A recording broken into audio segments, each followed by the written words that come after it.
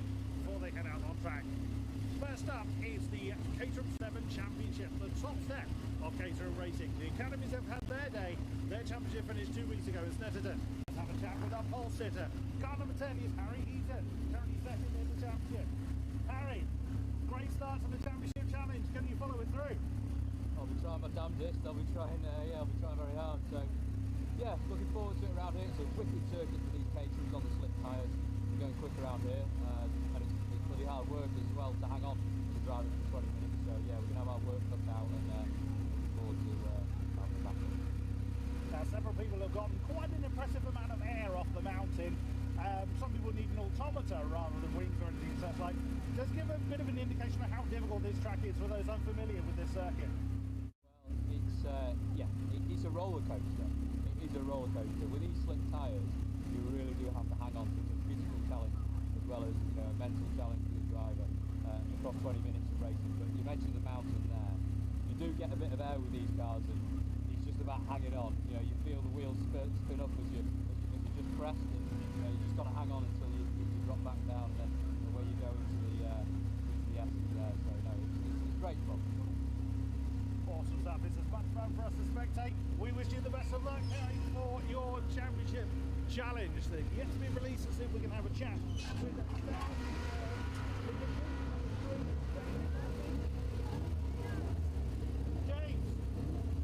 So we've just been having a chat to Harry on how challenging this track is. How does this track suit your driving style? I don't know about the driving style. It suits my enjoyment very, very much. It's incredible. Particularly the spec of car we got, the slick tyres, how stiffer it is. It's a roller coaster ride, and I'm loving every minute of it. It's been a little bit chilly today. Does that make a huge difference to how these cars behave? Yes, it makes a slight difference to the tyres, particularly if we go throughout the latter stages of the race. We'll have to see what happens though. We've had spells of sun, so yeah, we'll have to wait and see. But yeah, it can make a small difference. Something to keep in mind just where, going around the roller coaster, like I said. Excellent stuff. Best of luck, James. Appreciate it. We will see you out on track very shortly. Now then, championship leader, car number 46, Stephen Nuttall, we'll have a quick chat with him before they get released. Stephen, championship lead still in your grasp. Will it be by the checkered flag? Well, that's the plan, yeah. So to get a good start and get the back of these two, so fingers crossed. Right, we won't delay you any further. They've just released the cars for the first race of the weekend. Caterham 7 Championship gets underway. The final 2 rounds here. See who will come out on top. Stephen Nuttall has a narrow championship lead. Will it be that way by the end of the weekend? Over to the commentary box and Scott Woodwiss. Thank you very much, Chris. Yes, hello everybody. Welcome to Cadwell Park for another race meeting courtesy of Caterham Motorsport and the British Racing and Sports Car Club. More live coverage as we come towards the tail end of this 2021 season.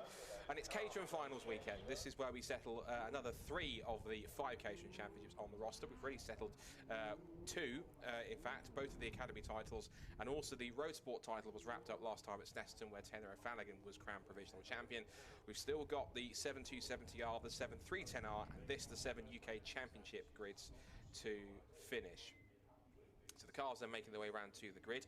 It's a smaller grid than we normally would have for the 7 UK Championship. I think there's some drivers either otherwise occupied or unable to compete this weekend, and looking forwards towards next year. One driver who should be on the grid, I'm disappointed that he's not, but I'm at least the silver lining pleased that he's next to me, as he was at Snetterton, is Chris Hutchison. And Chris, I think first and foremost, you should be out there, but unfortunately qualifying didn't quite go. Well, I think it's an understatement to say it didn't quite go your way, did it?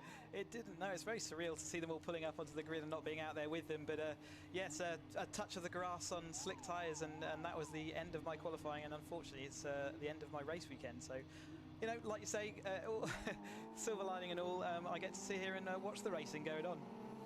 Well, as the cars then head off onto the formation lap for the first of their 3 races this weekend, it's a different format for 2021 as we've had, rather than the 2 half-an-hour races, due to the increased grip and traction and the increased power from the modifications on the 2021 spec Caterham 7 UK Championship car compared to last year's specification. They had to do 3 20-minute races because half-an-hour races in cars that can corner and run this quickly will wear the drivers out quite fast. So the cars, they make their way out onto the formation lap. The grid is as follows. As we say, there was due to be Chris starting towards the back of the grid, but sadly due to his incident qualifying means that we just have the 6. So Henry Heaton starts on pole position, and he's questing as one of 3 drivers for the Caterham 7 Championship UK title. Alongside him on the front row will be number 3, note James Murphy, the black and orange car on screen in front of us here. Then it's Championship leader Stephen Nuttall in the black and gold car, number 46, just going through shot. He starts in 3rd alongside his DPR teammate Gordon Sawyer, who is also in contention for the title. And then it's row 3 for Jake Swan-Dixon in car 66 and car 12 for Chris Albury. And again, we should stress, Chris, the grid is never this small for this Caterham 7 UK Championship. It is a mixture of drivers with other commitments or unable to travel for various reasons, but there is lots of interest for next season, lots of interest from in terms of teams and drivers picking up cars, so everything genuinely is looking promising for next year despite the small number that we've got for the final round. Yeah, and it is, like I say, only this final round. We've had bigger grids earlier in the year, and it doesn't help when drivers put it in the wall, does it?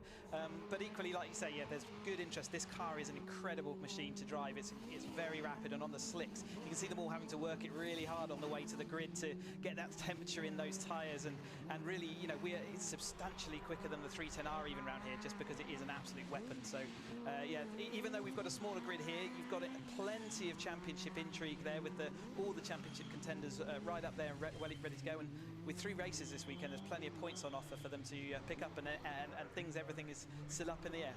Yeah, don't let the small grid fool you. There is genuine interest for a lot more drivers to come along. They will be back for 2022. So just to quickly give you a rundown of the connotations for the championship. This is directly from Simon Lambert, the chief motorsport officer at Caterham Motorsport. The connotations are read as follows: with 81 points available for the 3-race format for Super Pole, a lot could happen this weekend. The top 3 championship places will be decided between Steve, Henry and Gordon. However, the few points for Super Pole could make the difference. If Henry starts on pole, which he does, and Steve is second, which he isn't, Stephen has only to follow him home in each race to secure the title. So this could be quite an interesting first start to proceedings. So, we're glad that you're with us for our final main two-day weekend of the season for the Caterham 7 UK Championship. It's a decent start from the front row of the grid. Small little jump from James Murphy's there, down towards the left-hander at Coppers for the first time. Up towards the left-hander, it's side by side with Murphy on the outside line, and Heaton trying to defend his pole position. They turn in through Coppers and up through Charlie's for the first time out of sight, and Sawyer forces his way up the inside, so that's crucial for Sawyer. Out of the 3 championship contenders, he's already into a leading position out of those 3. But it's Murphy then who heads the field out of Charlie, up Park Straight and towards Park Corner for the first time. Sawyer with the great run up towards Park Corner, the right-hander at the top of the hill, and now trying to get involved with both Henry Heaton, but he's got his outside, Stephen Nuttall. Turning to the right-hander, there's Jake Swan-Dixon in car 66, keeping close to 5th position. And Gordon Sawyer gets edged out wide, he loses 1 spot again to Henry Heaton and almost gets under attack from Stephen Nuttall. Out of Chris Curve, and now through the gooseneck for the first time, plunging down the hill and towards Mansfield. Very tricky braking zone because you're braking downhill, so the momentum tries to carry you faster into the corner than you want to go. And you continue as you make your way towards the winding complex of the mountain. Towards the end of the first lap. Hold the field together. It winds left and then right and then hop over the mountain. These top spec Caterham 420Rs, you can see, can and do get all 4 wheels off the ground, but so far it seems as though quite a bit of fight is battling, Chris, between the top 3 championship contenders. But as for James Murphy, we know how quick he is by default. Straight into the lead after getting the better of Henry Heath initially, and effectively he's there simply just to have fun himself. He's not worried about the championship contenders, he's there for himself and himself alone. He absolutely wants to win this race, yes. Job 1 complete, lap 1 complete. Heaton coming into the outside of turn 1. It's brave around the outside, but we saw Murphy stick it around the outside on the first turner, and it looks like Heaton has done that same thing. So Nuttall will be watching that with interest, and so will Sawyer there. Don't want to let Henry disappear off up the road. But yeah, job 1 complete, lap 1 complete, and now we can settle in and see what happens. Of course, James is also part of the DPR setup himself, so there's a chance to potentially help both Gordon and Stephen get themselves into championship winning contention. He'll certainly try to do the job. He slots back into the lead with a slipstream up the hill into Park Corner, so he already takes the lead before they hit the brakes. So this is crucial now. The 3 title contenders now line astern, 2nd, 3rd and 4th.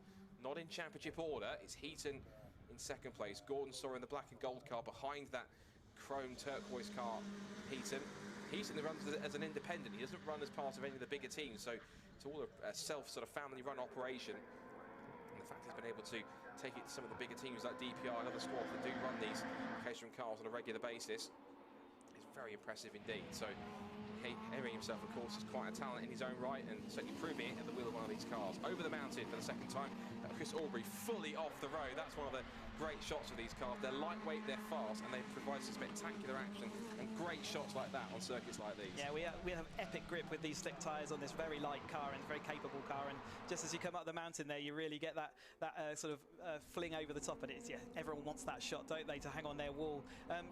You know, anyone new to watching Caterham racing, the toe in these cars is extremely powerful, and you can see that these 6 cars, while the little gaps appear, Nuttall going down the inside of Sawyer there, so really committed on the inside, but he's going to be on the outside for this next bend, so I don't think that's going to work out overall. But yeah, the toe is so powerful around here, it can be worth maybe 0.7 of a second, something like that. So we are seeing these cars, while the gaps might appear, we'll see them disappear again as the race progresses. You know, these cars are quite aerodynamic. They do make for some great racing, as Chris has advocated, and they can go side by side and nose to tail pretty easy. Case in point, side by side for the lead and for third. Murphy holds on in the front, whilst it's still wheel to wheel between the 2 DPR teammates, and Jake Swan-Dixon and Chris Aubrey staying in close contention. So even though there's only a 6-car field, they are again, the silver lining of it is they're all staying very close, and it's still looking like it's a very competitive race so far at the front of this field.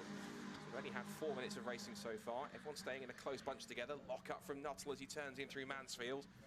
Now they back up through the gears again, through that Sadef sequential gearbox, and then punch down through it again as they come back towards the mountain. Murphy still leads. It's Heaton in 2nd place. Then it's Nuttall 3rd, Sawyer 4th. Then it's Brett Swan-Dixon in 5th, and Chris Aubrey in 6th. Another leap over the mountain there for Jake Swan-Dixon. It's his turn to get all 4 wheels off the road. They swing through the whole bends. This wonderful sequence of corners. I actually learned that this sequence of the circuit, this towards the final few corners, has essentially remained unchanged since the circuit first opened back in 1938. So this is almost coming up to sort of 85, 90 years old worth of the circuit, but that original layout stays as it is. And this is a proper old school circuit. This current layout has been around since about, with extended section towards the top of the circuit, since about 1961, but it's one of those proper old school circuits. It's been pretty much untouched over the last 60 years, and it's a magnificent venue to go racing. Yeah, it's unlike anything I've ever raced at before. It's narrow as you like, and yeah, the grass is right up to the edge of the track, and it's, yeah, like you say, old school, and the old Halls bend, as you hate, and looking at the outside. He tried that last time, but Murphy was able to hold him off, so hopefully we'll see what happens this time round, and we'll see whether Murphy manages it again. Murphy's very late on the brakes there, but not enough to hold back Heaton that time round. Nuttall slotting up and maintaining his 3rd place ahead of Sawyer there. Front 4 of this race, champions all in Caterham, so they know what they're doing. You'll see some really, you know, it comes down to strategy sometimes, but yes, narrow track, not forgiving at all, and those old Hall bends are really excellent to drive, especially when you've got slicks under you like this. When you hear narrow track, you automatically think it's something like Monaco or the Hungaroring, where it's very tricky to overtake. Not quite so the case. There are slightly wider parts around the circuit, but you can get cars side by side and make moves. So this is certainly where drivers can look for the opportunities, try and find those gaps and try and make it through. Really pass over the mountain, but cars can do go side by side. Jake Swan-Dixon fully off the road. This is the reason why we love these top-level occasions, because they can do things like that over the mountain. He's going to need a pilot's licence soon if he carries on like that, isn't he, as well as his driving licence. I know he's out powerboating next year as well, so he's using all different mediums to go racing, isn't he? I think he also does super light grass track racing as well, so there's all sorts that literally land, sea and air, basically whatever Jake Swan-Dixon races. Henry Eaton with the fastest lap of the race, 1 minute 30.147, so looking pretty quick around here. I was going to check what the overall lap record was. I think that was set by an F1000, so I don't think we're quite there. But I was going to probably double check it whilst we're having a look at the rest of this race, which is coming up towards half distance now. We've got about 3.5 minutes before we hit the half distance mark in this 20-minute race. It's still Heaton that leads then, Murphy in 2nd place, but he leads a DPR 234 at the moment, because it's himself from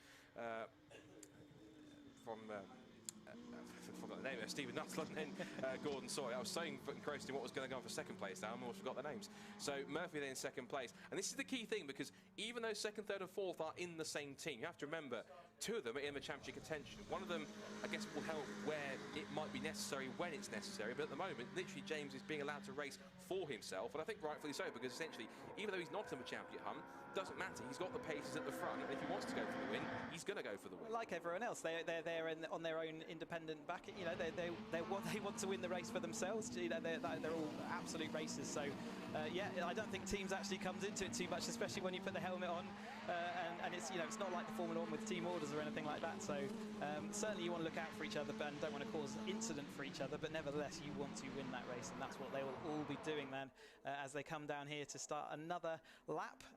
Heaton actually looking like he's got a bit of a sort of a comfort gap there, but even up the back straight last time out, he looked the same. But James was right back on his tail by the time they got up to the top of the circuit. Dipped into the 129s now. Stephen Nuttall with a 129.7. Top 5 starting to lead Chris Aubrey behind now. He's back in 6th place at this point as the top 5, as you can see on the top left of your screen on the timing tower, covered by 1.5 seconds. So incredibly competitive towards the front. And top 3 are starting to gap Gordon Sawyer now because he's not in the shot. And here comes Murphy with the toe up Park Straight towards Park Corner. So now on lap 6, down the outside he goes for the lead. Heaton breaks a little bit later, but Murphy with a better grip around the outside sweeps through, holds us the position as they turn in through the right-hander. So top 5 as it was, but no change so far. Yep, obviously we've done 2 days of testing leading up to this, so Chris actually only did 1 day yesterday, but nevertheless they're now finding out what's possible in these new cars in a racing condition. So, you know, whether it's possible to go around the outside, whether, you know, where the best place to be at each particular point of the race is. So they're learning every single lap, every single corner, what they want to do and how they're going to actually, you know, what's the best position for them to be at the end of the race so that they can maximise their scores. Another leap from Jake Swan-Dixon over the mountain. That's a shot I'm never going to get tired of. I was checking the actual lap record. It was set actually this year, last time a couple of months ago when we came back here with the British Supercar Championship. The lap record now is held by Sam Moss in the Division 1 Supercar. 121.036 around this circuit. So they are lapping incredibly quickly. Not quite supercar quick, but they are some of the fastest sports cars that you'll find out there racing in the UK. Top 5 again across the line.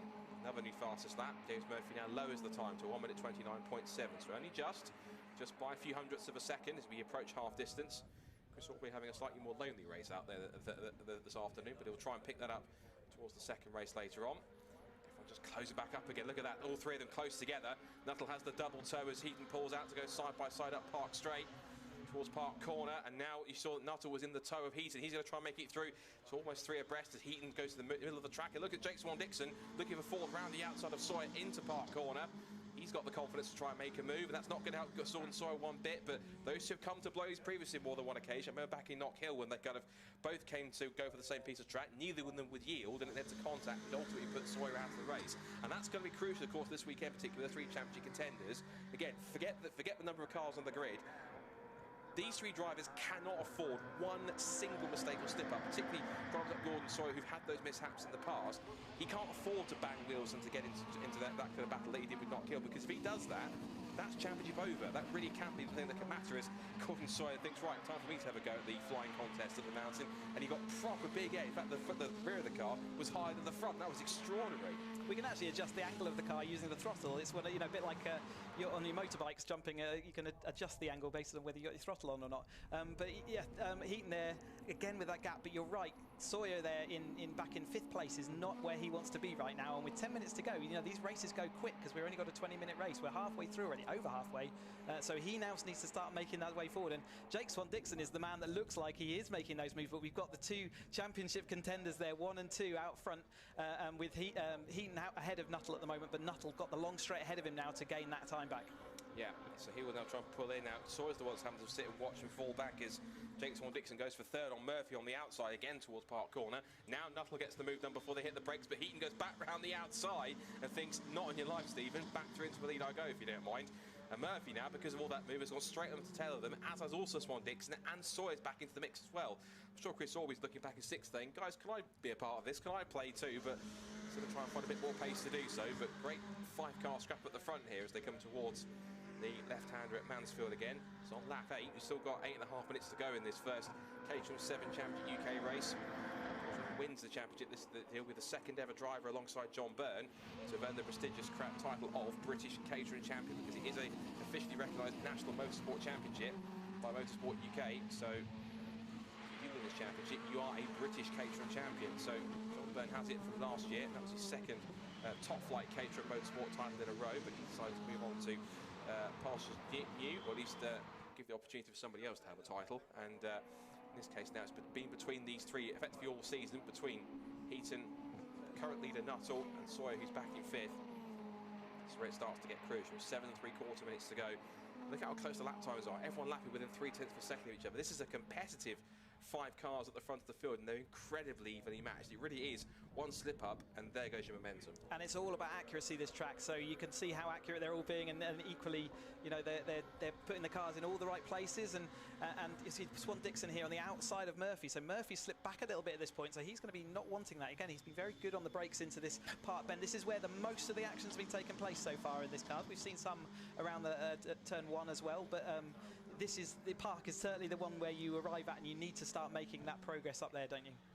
You do, particularly with the incredibly strong slipstream that you get with these cars. And Park Corner appears to be, or sort of the exit of Charlie's on the Park Straight, that appears to be the crucial part of the circuit. You can get a good run there and stay close. That gives you the drag in these Caterhams all the way up Park Straight in order to get towards Park Corner. And you've got the option of passing outside or inside. It's possible at either side of that corner, depending on which way you go. Leaping over the mountain again, coming up towards the end of lap 9, still 6.5 minutes to go. There's Chris Aubrey in the background, you can see just back in 6th. And Sawyer, of course, not exactly where he wants to be back in 5th, because, of course, the couple of places that he loses, that's losing invaluable points in the battle for the title between himself and these two at the front, Henry and Stevens. Of course, Stephen Nuttall, the points leader coming into the weekend, but Henry Heaton on his tail, and Gordon Sawyer keeping a watching brief in 3rd.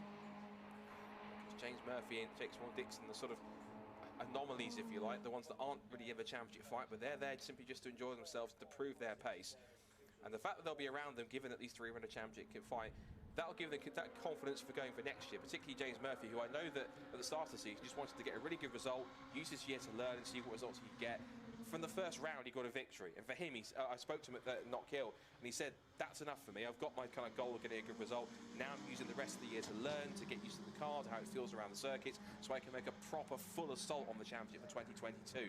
This is going to give him, if it hadn't already, a massive confidence boost in his pace towards next year, because he can carry that momentum into 2022, and I'm certain he'll be a big bet for the championship next year. I mean, we always say it's a 2-year project to work into this top level of Caterham Motorsport. It takes a year to really get used to it, get to grips with it. He did so quickly at Donington, but while we've been talking, has also noticed that Nuttall is back out in front of Heaton, so he managed to do that move up into Park. There was, again, a gap appearing every now and again, as we see all leafing. It's a great shot, isn't it? It's just so fantastic to see that.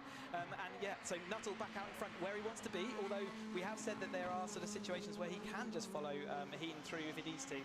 Here's Chris Aubrey, again, maybe suffering from that just one day of testing rather than the 2 here, just trailing along a little bit at the moment. Yeah, he was quite competitive at the beginning of the race, but towards this sort of second half, he's faded a little bit, so maybe going to try and find a bit more pace.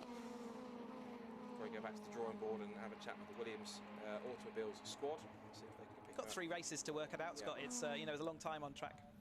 Just saw there, just the pace of the cars. I watched just them, the force of them pushing through the air, just pushing the grass side on the right-hand side. It's a wonderful shot to see. Here's that crucial corner, we think, exiting Charlie's and up Park Straight. This is where the momentum is all crucial to get the slipstream. Dixon lining up Murphy, likewise Heaton on Nuttall. They're going to go 2 by 2 up towards the top of the hill. Big lock up for Nuttall as he tries to hold on to the lead, which he does. Heaton tried the switchback, but he couldn't quite make it quick enough alongside to make that happen. So now it's backed into Murphy and Swan Dixon, and Sawyer's still in there, but again, whether it's just the nature of the circuit in terms of not catching the cars in the wrong spots, or simply just not having the ultimate pace to be able to overhaul Swan Dixon and then get around the top 3. Either Sawyer's just keeping his powder dry until the last couple of minutes as Murphy runs wide on the exit of Mansfield and allows Swan Dixon through. And I think he's possibly going to also see Sawyer charge past as well. He doesn't, so I think, again, Sawyer was looking for that opportunity, but if he's keeping his powder dry a little bit, I spoke too soon, round he goes, and that's one of the championship contenders in trouble. So Gordon Sawyer, that at least means that he will be, well, at least 5th. In fact, Chris Aubrey goes fast, that means he will be down to 6th at the back of the field. Gordon Sawyer, well, he is quite flamboyant at most times, but unfortunately he was flamboyant at right at the wrong moment, and that certainly would have had quite a dent on his potential championship chances. Yeah, slightly awkward and compromised entry into that corner. It's very easy to start. You know, if you lose it on the left-hander, then the car very rarely comes back. There's a Heaton up the inside here of turn 1. We said that was another opportunity to overtake, and he has made that. But that means he's out front going into Park Straight. Last time out, Nuttall defended at the top of here, which is the first time we've kind of seen that. So that was an interesting thing to see right on the last lap. But again, we've got Nuttall with a brilliant run coming up over the rise and back into our new camera. We'll see whether he's made that stick. I think the one person I have to watch out for is Jake Swan Dixon. Look at him, he's in 3rd place. He's got past James Murphy, and now he's on Motul in car 66. There he is. As far as I know, he hasn't won a Caterham race in the time he's been racing here. So, in the fact he's in the lead group, there is every chance he could do this. Of course, and again, in his own right, complete disregard for the championship title, which again, is no reason why not. Essentially, he's racing for himself. So, if he wants to get his elbows out and get amongst the championship contenders, they might complain and say, well, we're not past the championship. But to him, in a nice way, he's not really going to bother about that. He wants to go for the result. He wants to go and get a result that will give him a really good confidence boost into next season. If he wants to go for the victory, look at the pace he's got. He'll go for it, and he deserves to in many cases because he's got the space. And James Murphy in the ever-present Caterham leaping contest continues to go even higher. I think he set a new benchmark there. It's like high jump, isn't it? They keep trying to beat the previous height every time they go forwards. 2 minutes to go in this first Seven Championship UK race. And yeah, Swan Dixon has the potential, but at the moment the focus seems to be on the current 2 championship contenders of Nuttall and Heaton, with Nuttall now the points leader coming into the weekend in front. And Heaton's not comfortable because he knows that Swan Dixon's got good pace to come onto the second to last lap. Yeah, he's the man that's moved forward, isn't he? And he can throw caution to the wind, and he doesn't have to worry about the championship. The other two do, and that's certainly going to be a good. I mean, it's where Nuttall wants to be now, out front with Jake Swan Dixon acting as interference. Henry is going to have to look forward and backward, and that is always an uncomfortable place to be. As drivers, we get used to that kind of driving in your mirrors and looking out front. He had a little bit more extra speed coming out of that. Was it Charlie's or Chris Curve? I'm not sure. And he's just sitting there in third. But equally, with 1 minute to go, we've got one lap after this one. There's still that one chance to go to get in front of them. So Heaton was then gutsy on the outside into Park Corner. Now through a long, almost multiple apex right-hander of Chris Kerr before they filter back through the gooseneck and they plunge downhill down towards Mansfield. So Heaton then a little wide on the exit, but he had to throw the block into Mansfield. He was very quick to get back to the inside line to stop Nuttall from taking full advantage of that.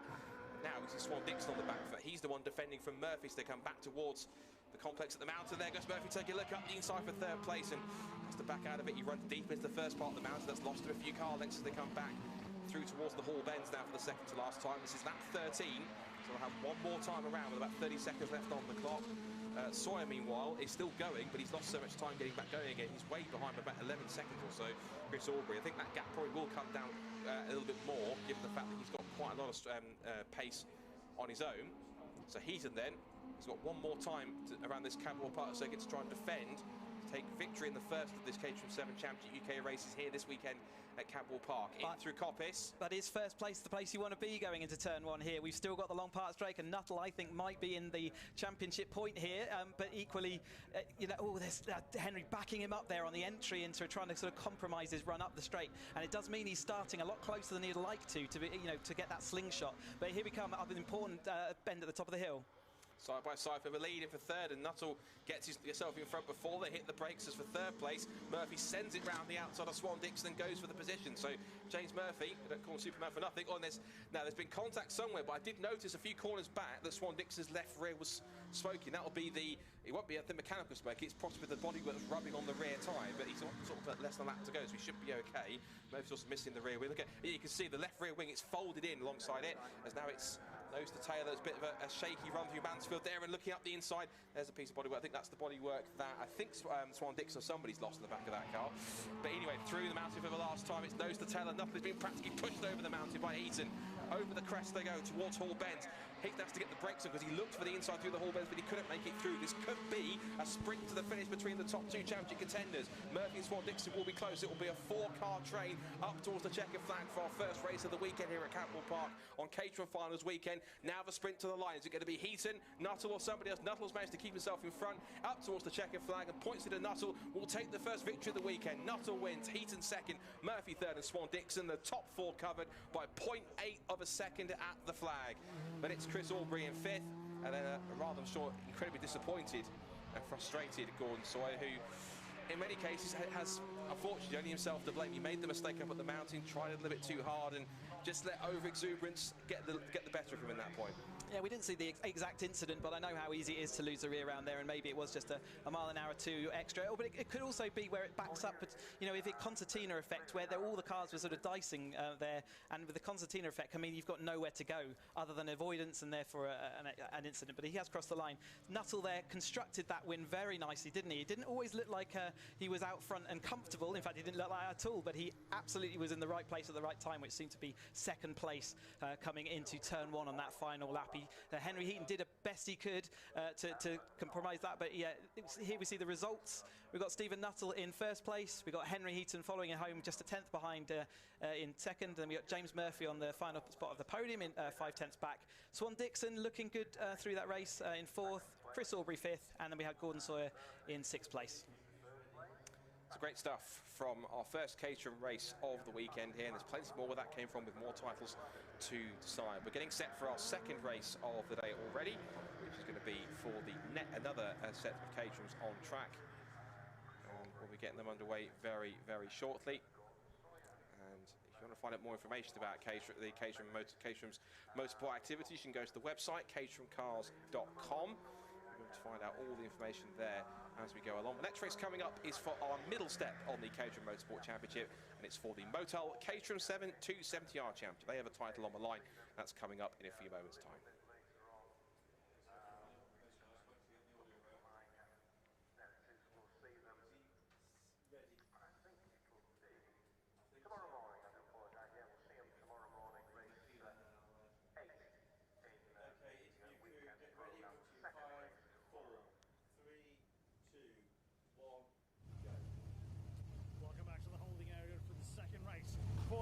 It's the Motul Seven 270R Championship, led by poleman Blair McConaughey, the only man into the 137s during the qualifying session, which was car number 34. Blair, the only one into the 34s, pole by half a second. Surely you've got to be happy with that. Definitely very happy, but qualifying only gets you top of the grid, so I just need to keep it simple. I'm going to have to judge it, see how it goes in the first corner, see how the start is, manage the race. I'd love to drive off, but I don't know if that's possible with these lots. I haven't been in a tool yet, I'm not sure how it's going to go. So yeah, I'm just going to see what happens after the start and judge it from there. Championship is very, very tight. Your main championship rival, Carl Jones, is on 4th. Does that make the pressure any easier, or is it just constantly keeping an eye on the mirrors and on this roller coaster of a circuit? Just take it home, really. If there's an opportunity to break the back, I'll take it. But if I've got a fight to get through here, it's very, very narrow. I'm not going to take too many risks. I need to win the car. Good luck, good sir, and we will see you for the second race, which is the 7th race of the weekend. And I think they may be being signalled to leave the area. Just give it a second, just in case. No one seems to be moving just yet. Just seen an indication from one of the amazing Orange Army, and well, I don't want to get run over here, of course. Right, we'll have a quick word with Wes Payne if we can. There we go. They are about to be released. Okay, so let's get to a state barrier before we get into any more trouble. So it's the 270Rs that are heading out track. Blair McConaughey leads the way. His pace has been blinding. Let's hope it holds for the race for him. Back up to Scott Boyvis in the commentary box. Thank you, Chris. Yes, the Caterham 7 270R Championship, sponsored by Motul, makes its way out of the assembly and onto the circuit for their first of 2 races, their final 2 races of 2021. And there is, as we mentioned, a championship battle to resolve. Because Blair McConaughey, with 6 wins to his name this season, is in prime position to seal up the championship that he's missed out on twice before from his, I say jokingly, arch nemesis Tom Willis, because every single time he's gone forward, in the last 2 seasons, he's gone through Roadsport and Academy in the Roadsport. On both occasions, his main rival has been Tom Willis, and then Tom Willis has won the championship, and Blair has been second. So, whilst Tom has appeared this year, it has been as an invitation driver, so he's been invisible for points. And that means, Chris, of course, that coming to this weekend, Blair now has a chance to pretty much put right what he missed out on the past 2 seasons, to finally get the championship. It's in his grasp. Famous last words, it's his to lose. But ultimately, it's not as simple as just going out and getting it finished, because he knows he's got drivers behind him like Carl Jones, Harry Ed, Stephen Lyle, and even those around him on the grid like Wes Payne on the front row of the grid, who, as we both know, are going to make it incredibly difficult to get that title. They're going to push him all the way to the last checkered flag.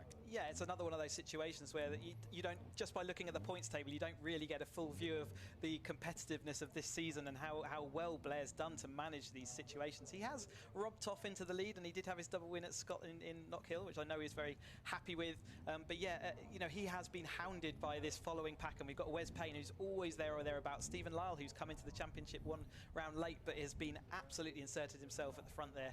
and you've got Jones there as well. So yeah, it's been an epic battle all year, and even we've got Harry Air there, sort of slightly behind, and again he's come through the field so many times that I wouldn't be surprised if he pops up there again. Let's run you through how they start for this first of 2 races from qualifying this morning. It is champion leader Blair McConaughey, who starts on pole position. Alongside him is the car that you definitely can't miss, the kind of pearlescent coloured car of Wes Payne. Here is the grid on screen. So McConaughey on the front row of the grid, Payne alongside him on the front row. Stephen Lyle, 2-time winner from back at Croft, starts on the second row alongside Carl Jones. He's also a race winner this year. It's Peter Wells and another race winner, both from Silverstone and from last time at Snetterton. It's Harry Air starting in 6th. Angus McLean is from the 4th row of the grid alongside an impressive Oliver Smith, who was very good last time out at Snetterton. Watch for him from the 4th row of the grid. Michael Curley will start then in 9th. Alongside him is Tim Steele to round out the top 10 on row 5.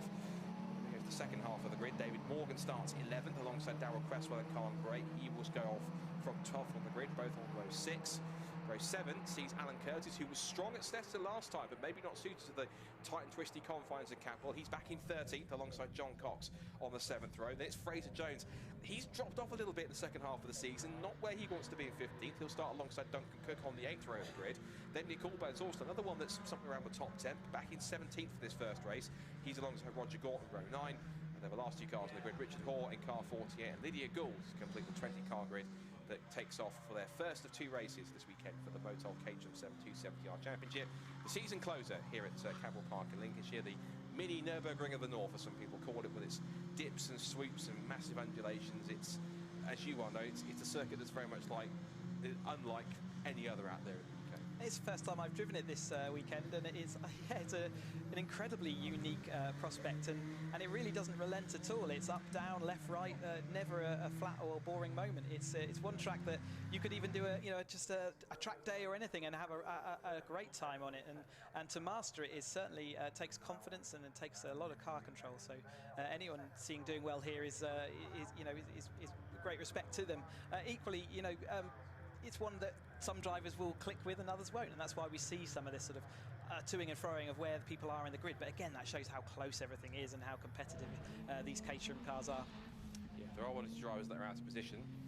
Sometimes some drivers are better qualifiers than they are racers, and some drivers are better racers than they are qualifiers. They might not be where they want to be starting, but you can see them charge their way through to pick up a good spot or two. So don't be surprised to see the likes of Fraser Jones and Nick Allbones and some drivers that are a bit further back in this field that will start to make their way through.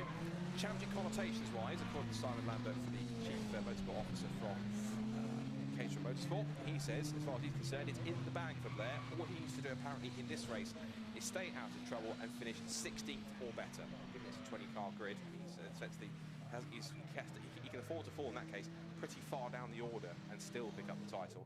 His worst results so far this season, apart from a very uncharacteristic DNF at Croft, was 5th place at Snetterton after contact with Stephen Lyle, and that's where he dropped out a little bit. So it's the runner-up spot where the battle is on. Carl and Harry on drop scores are neck and neck. If you look at the points on drop scores, Blair McConaughey has 240, where it's 217 each for Carl Jones and Harry Air in 2nd and 3rd places. Carl has the better drop scores to fall back on, so we'll see what he needs to do after today's race. So essentially the battle for 2nd place in the championship, it seems, is all down to these two, between Carl Jones and Harry Air. But it'll depend on what happens today to determine what needs to be done ultimately tomorrow to see who can take the runner-up spot. I've just learned that Harry Air actually hurt his wrist in an accident yesterday, and it was up in the air whether he would race or not. So the fact he's on this grid, and in fact he's managed to muscle his way up to the front part of the grid, shows how much determination he's got there. But he is, a little hurting wrist is not a good thing to have around here, that's for sure.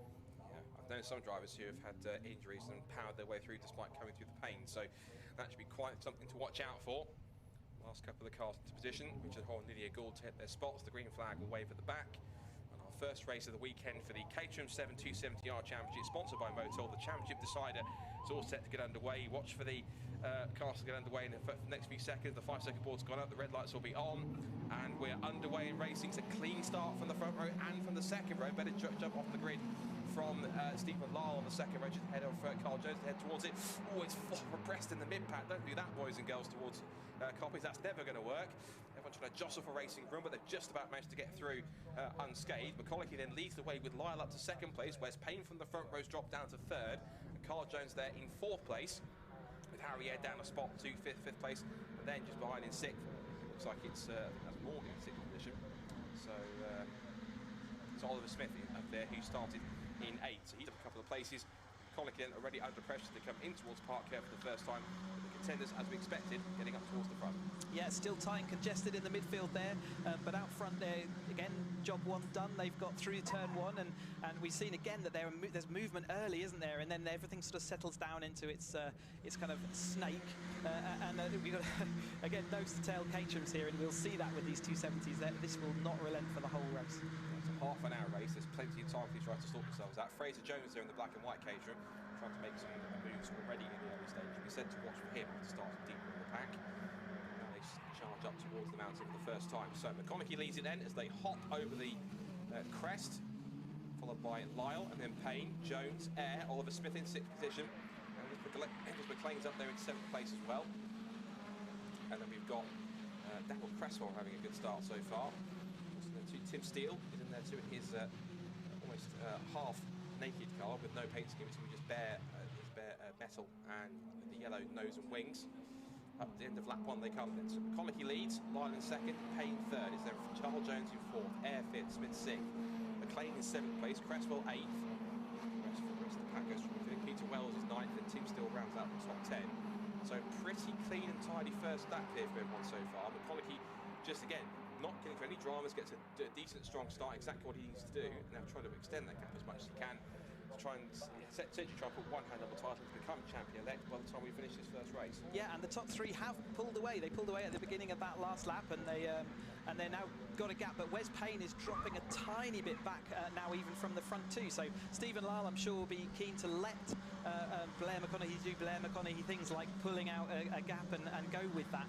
One thing we did see as well, Scott, is in the sort of tail end of the lap, it was kind of a traffic jam situation going through the Hall Bends here, and we, with a larger field like this, it is single file. There really isn't an overtaking opportunity, but by the time you get to the back, it snarls itself up to a virtual crawl, but there's still nowhere to make use of that, and get by. Just taking their time, just feeling themselves out a little bit here, a little wider, I think, for Angus McLean as he starts to come under pressure from Tim Steele. So Peter Wells up in 7th place, McLean's back in 9th. Over the mountain they go the leaders. There goes Harry Air, Smith, Wales. Again, leaping over, not quite as high as the 7 Championship UK cars were, but still getting quite a decent impressive amount of altitude off the jump. Michael Curley having a scrap with car 43, that is Alan Curtis. Alan a bit further back than he was back at Stetson. He was very impressive on the long straight to Stetson. Colicky sets the fastest lap of the race, immediately duped by Wes Payne. On the straight again, against Curley and Curtis. Yeah, Curtis has made great strides, didn't he, at Snetterton? It was really good to see him making that, and you can see him pressurising the car in front at the moment. It's to make that kind of progress and then maintain it is the hard thing, especially when we're visiting different tracks like these two. They're sort of diametrically opposed. Snetterton is wide open and long straights, and we have Cadwell Park, so it's a narrower track with sort of very little opportunity for overtaking, whereas Snetterton's all about that toe down the long straights. But yeah, Cresswell here following on. So the battle for the middle, it's got Curtis up the inside. They're nearly making that move. Sticker drifting wide, number 95 there, and he's just, Curtis is going to make that stick round Chris Curve.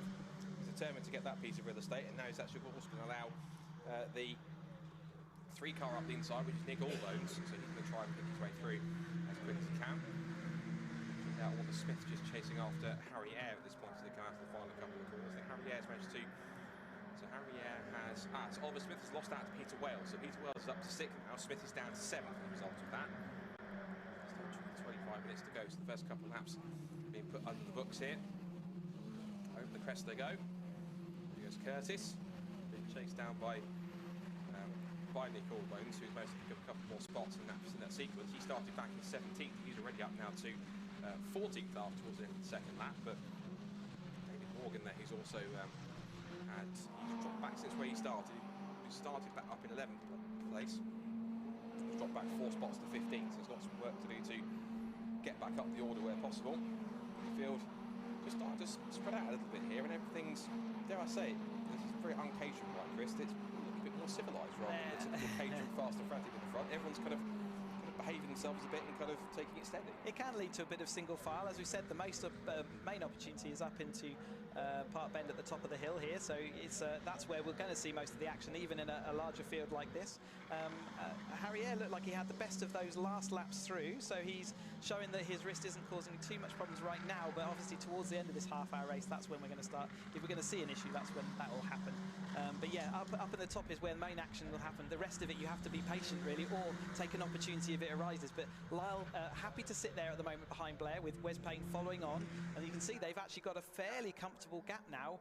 They've got sort of guaranteed podiums if they want to do this. But at the moment, Blair's in a really good position because he could sit behind them quite happily and still be championship ready. But you know, Blair, he's not going to be happy sitting in third place. No, he'll want to pretty much put himself as champion-elect in style if he can do it with a victory. And of course, ironically, the two people that are giving the pressure are the ones that aren't battling for second place, because they're actually several seconds back, just at the top of the shop there in fourth and fifth position, in their own battle for second of a championship. So there goes Carl Jones and Harry Ayer. Watch for those two as they go on. Next then comes Peter Wells from Oliver Smith. Angus McLean comes through ahead of Darrell Cresswell. Tim still 10th. That rounds out your top 10. Those top three covered by 1.3 seconds. They come across the line to end another lap onto the end of lap 4. Gasper's come down to just over a second between them. And actually out of the three, Wes Payne was the quickest. So both the cars in front of you, 1:38.9s. It's a 38.7 for Payne. They come up through Charlie's. Now back through again onto the back straight up Park Straight and towards Park Corner again. So those top three are the measure of the rest of the package. Spread eagle in the field, but that's for fourth and fifth. This is one of the main battles we have to focus on, because while it looks almost so certain Blair McConaughey in front, it's not guaranteed, of course, but it's effectively his to lose. Here's a battle for second place in points we have to look at in as many cases, and of course that scrap for fourth and fifth on track, because ultimately they're tied on points. But whoever finishes in front of the other will have that ever so slight advantage going into tomorrow. Even just by a point, it'll be an advantage considering what might happen tomorrow. Yeah. I mean, again, whatever the scenarios are, you can never hurt yourself by finishing ahead of the person that you're fighting with, and those two are, yeah, like you say, it's their own intrigue and their own battle there. Harrier currently sort of okay with sitting there and following on. I wonder whether he's waiting and saving some of his stamina for the end of the race. I think Wes Payne might now be winning the high jump contest, the lap by lap there. He's certainly got some good pace, and the pace is obviously benefiting from following along behind the lead two there, getting that double toe. Yeah, there's a bit of a skirmish going on just back for sixth. There was all sorts going there. I think Angus McLean's managed to work his way past Oliver Smith. He's right on the tail of Peter Wells as they come through. There's Angus in the black and red car, number 61. Now as they make their way up through the hairpin and barn corner, these two are trying to pull away and have their own private battle in fourth and fifth. But this scrap for sixth is looking quite enticing. Here it comes, out of barn corner, and down the pit straight again, back towards Coppice. It's on to lap 6.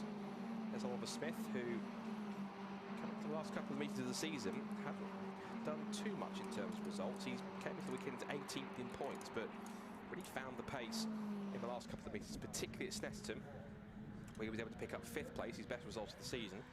Currently runs in 8th, so got some work to do. But now, as they go side by side, here comes McLean lining up Peter Wells up the hill, side by side for position. This is now going to be for 6th place, and McLean can get it through. Smith will try and follow if he can, if there's a room up the inside. He has a little lurk, but McLean just had to sweep across and not only defend his position, but then Wells managed to slot back in behind him pretty quickly, and that's now put Oliver Smith into the clutches of Darrell Cresswell in this battle for 6th, 7th, 8th and 9th as they come back through the gooseneck.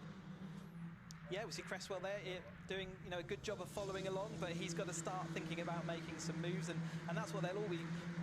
We talk about Caterham race being a 3 phases, especially when we're talking about a half-hour race like this. We have the opening 10 minutes, which is the settle-down period. You might want to make some early positions, but then we have a middle sort of 10 minutes here where we let the race develop, and as a driver, you're kind of working out what's my best angle here, but certainly relaxing into the race and following along where you need to, overtaking where you need to, and then it all comes to a head towards the end of that final 10 minutes. So in this middle phase, a lot of the driver's mentality will be, you know, am I happy where I am? Am I faster than the people around me? Am I going to benefit from just being towed along at this point, or do I need to get in front to actually make an impact on this race? Am I seeing my main championship contenders sort of getting moved further out in front of me, and I need to go and catch them back up? So this is that middle sort of thought phase of the race. But whereas we had the kind of the initial drama of the opening laps where they're all side by side, this is the period where you get the thinking drivers working out what they need to do. This is the strategy section of the race, essentially. This is the point where you have the opening skirmishes. Now, as you say, you're absolutely right. This is the point where you start to think, right, where am I in this race? Who are my main rivals? What do I need to do? How's my pace stack up? What kind of grip am I working with? How long's left in the race? And just all these little thoughts that go through, but you've got to do it whilst also lapping it as fast and consistent a pace as you can manage without getting too caught up in your own head.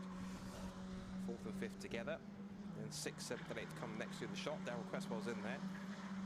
Alan Curtis is also up to 10th position now. He's got past Nick Allbones. He's making slow and steady progress. Still plenty to go, time to go. He's got just under 2/3 of the race left before we get up there.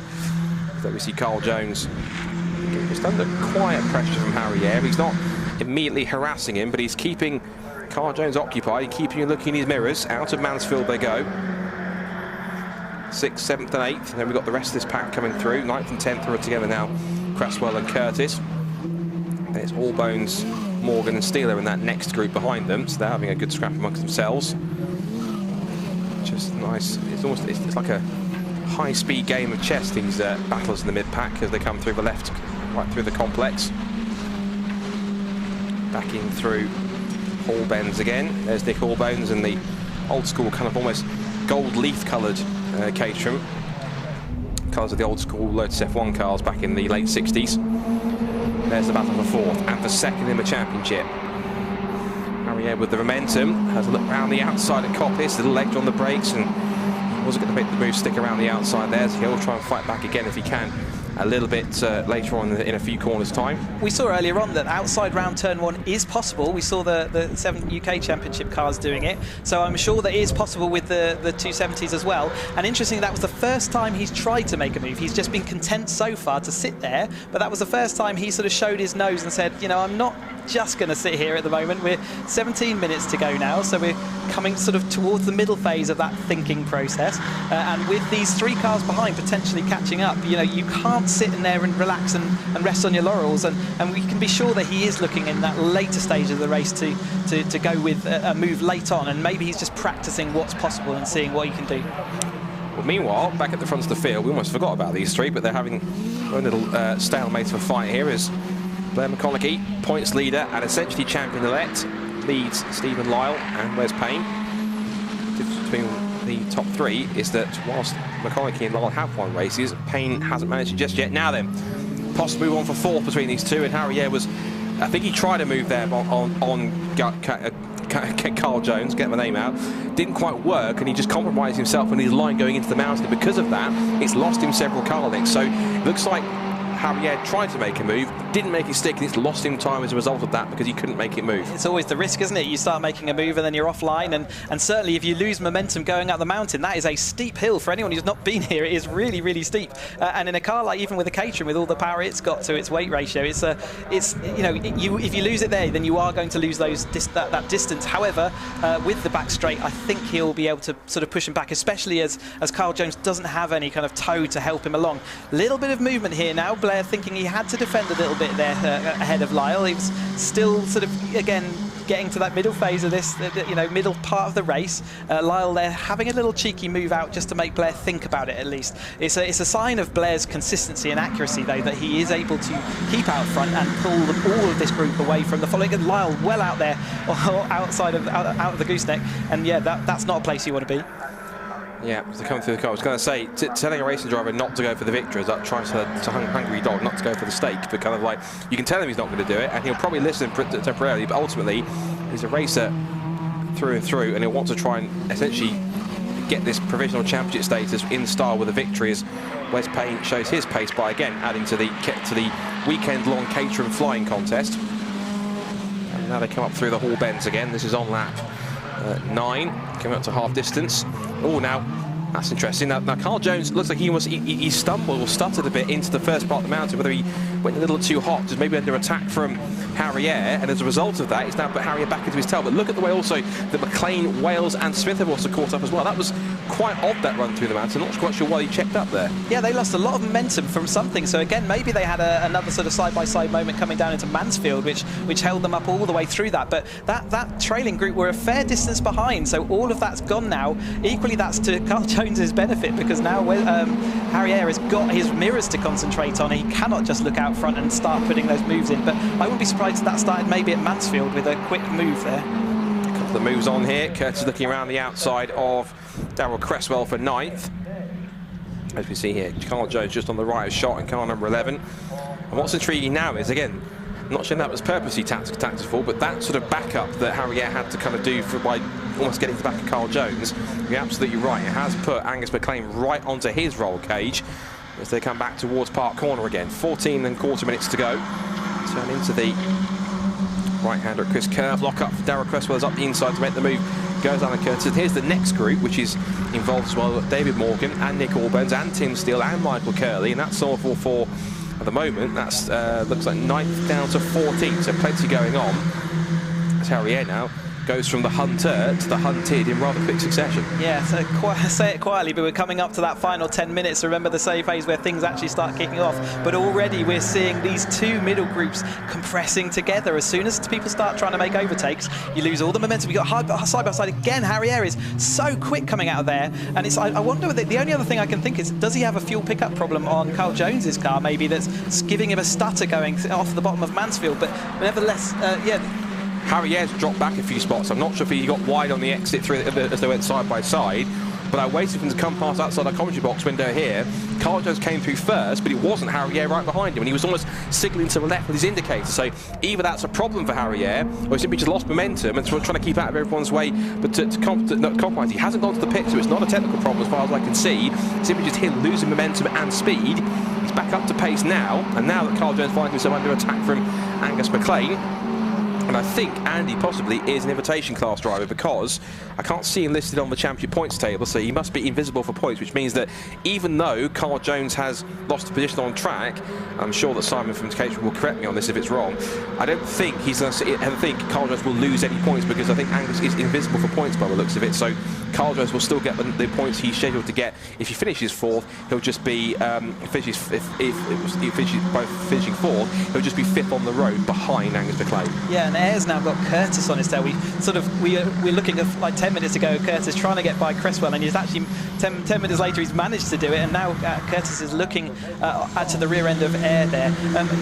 Ayres was definitely pushed to the outside of the mountain just as you're going up that hill, and again, if you lose momentum up there, maybe he missed a gear as well. It can get a bit flustered there, and especially if he's sporting an injury on his arm.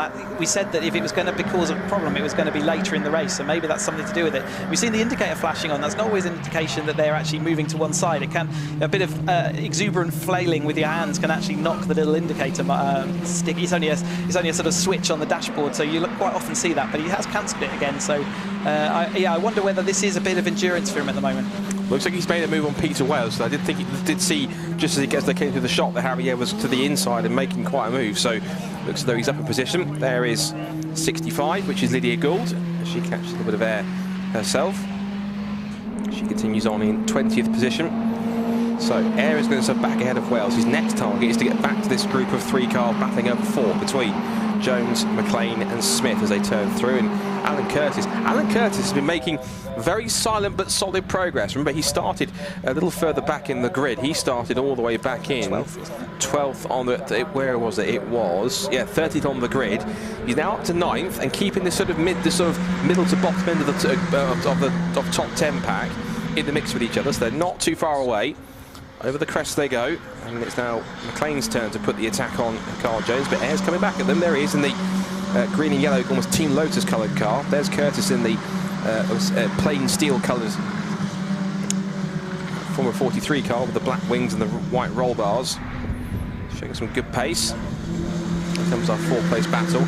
Just outside our commentary box window, the back for the lead has swept through again. So still unchanged. Still Blair, McConaughey from Stephen Lyle, then from Wes Payne in third. But it is this scrap for fourth downwards, which is starting to see this train getting ever bigger and bigger and longer and longer. As we talked about, this is classic Caterham racing, where if one group of cars starts to fight, the more they scrap, the more time they lose, and the second group gets closer and closer, and eventually it becomes one big train. Look, this train's almost endless coming through the complex, as Wes Payne sets the fastest lap of the race. So this is only going to get bigger as we come towards the last 10 minutes of the race. If these three, basically, if everyone starts bottlenecking up behind Carl Jones, this is going to be quite a scrap to be best of the rest off the podium. I mean, Carl Jones has not been able to look out of his mirrors for the whole race, has he? He's had hair there, and now he's got a whole hungry pack of cars behind him, so he's going to have to be definitely driving in his mirrors there. And like you say, McLean doing a great job as an invitational. And I was going to say, I didn't recognise the name, and it's great to see him getting there stuck in and maybe looking towards that kind of podium, but that'll depend on how the front of this field and how Carl Jones obviously responds to him being there. But here's the lead group here with Blair. Here's their Blair little gap there, especially as we've just come out of Park Bend, which is where you expect everything to actually be closer. And Lyle there following on, doing everything he can to cling on in there and hold on to that. You can see he's still within that toe distance. It's such a powerful toe around here that actually you can get a toe from a fairway back, and that gap's already looking a slightly less dramatic now. Yeah, Lyle trying to do his best to close that gap back in now with Payne in third. I noticed on the timing towers they came past, the lap times for the cars from fourth down to about ninth, they're literally all happening within 0.2 of a second of each other, so very evenly matched as Wes Payne continues to join the Caterham flying squad. Up through the complex they go. They've got such a lead, look at that, you can see the lead is about 25 seconds on the next gap, because here they are. Wait, carry on waiting. Make a cup of tea if you have to wait, because it'll be quite a back gap to go through. Maybe catch up on the news on bbc.co.uk if you want to, or the news from today. Here they come. Here's the fourth place battle. They're that far behind, but the purpose is they're all scrapping amongst each other. So there's so much of scrap here between them. So fourth, fifth, and sixth. It's still Jones from McLean to Smith. I should also mention other news website outlets are available. Yeah, I mean, like you say, we've seen that before, those front three, just when they settle down and they've kind of worked together, haven't they, whole thing, but we are fully into that last 10 minutes, and we saw Blair has clearly dropped the hammer as far as trying to get his gap going, you know, like he traditionally does, but Lyle was not letting him have that anyway. But I can see the battle here for third and fourth and fifth. It's side by side into turn one. That's a really uncomfortable place to be. That grass comes up very quickly there, and it's such a quick turn. You can pretty much guarantee that's flat out for these cars going into turn one, and if you've ever driven here, you can see how much of a daunting corner it is. So good luck to them. As I say again, McLean here just doing such a good job of clinging on in there. So it's a fascinating battle that we continue to watch for fourth place.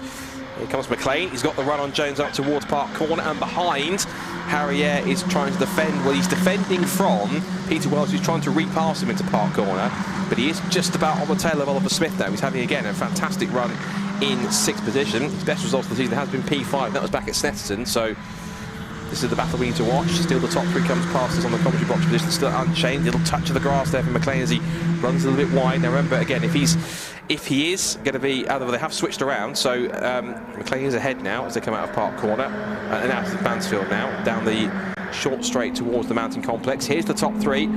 Still McConaughey from Lyle, who is keeping him honest enough. The gap is now back, well, certainly honest. New fastest lap of the race, 1:38.011 for Lyle. He's got the gap down to just under 0.6 of a second. So Lyle's not done just yet. I think he's kept his powder dry.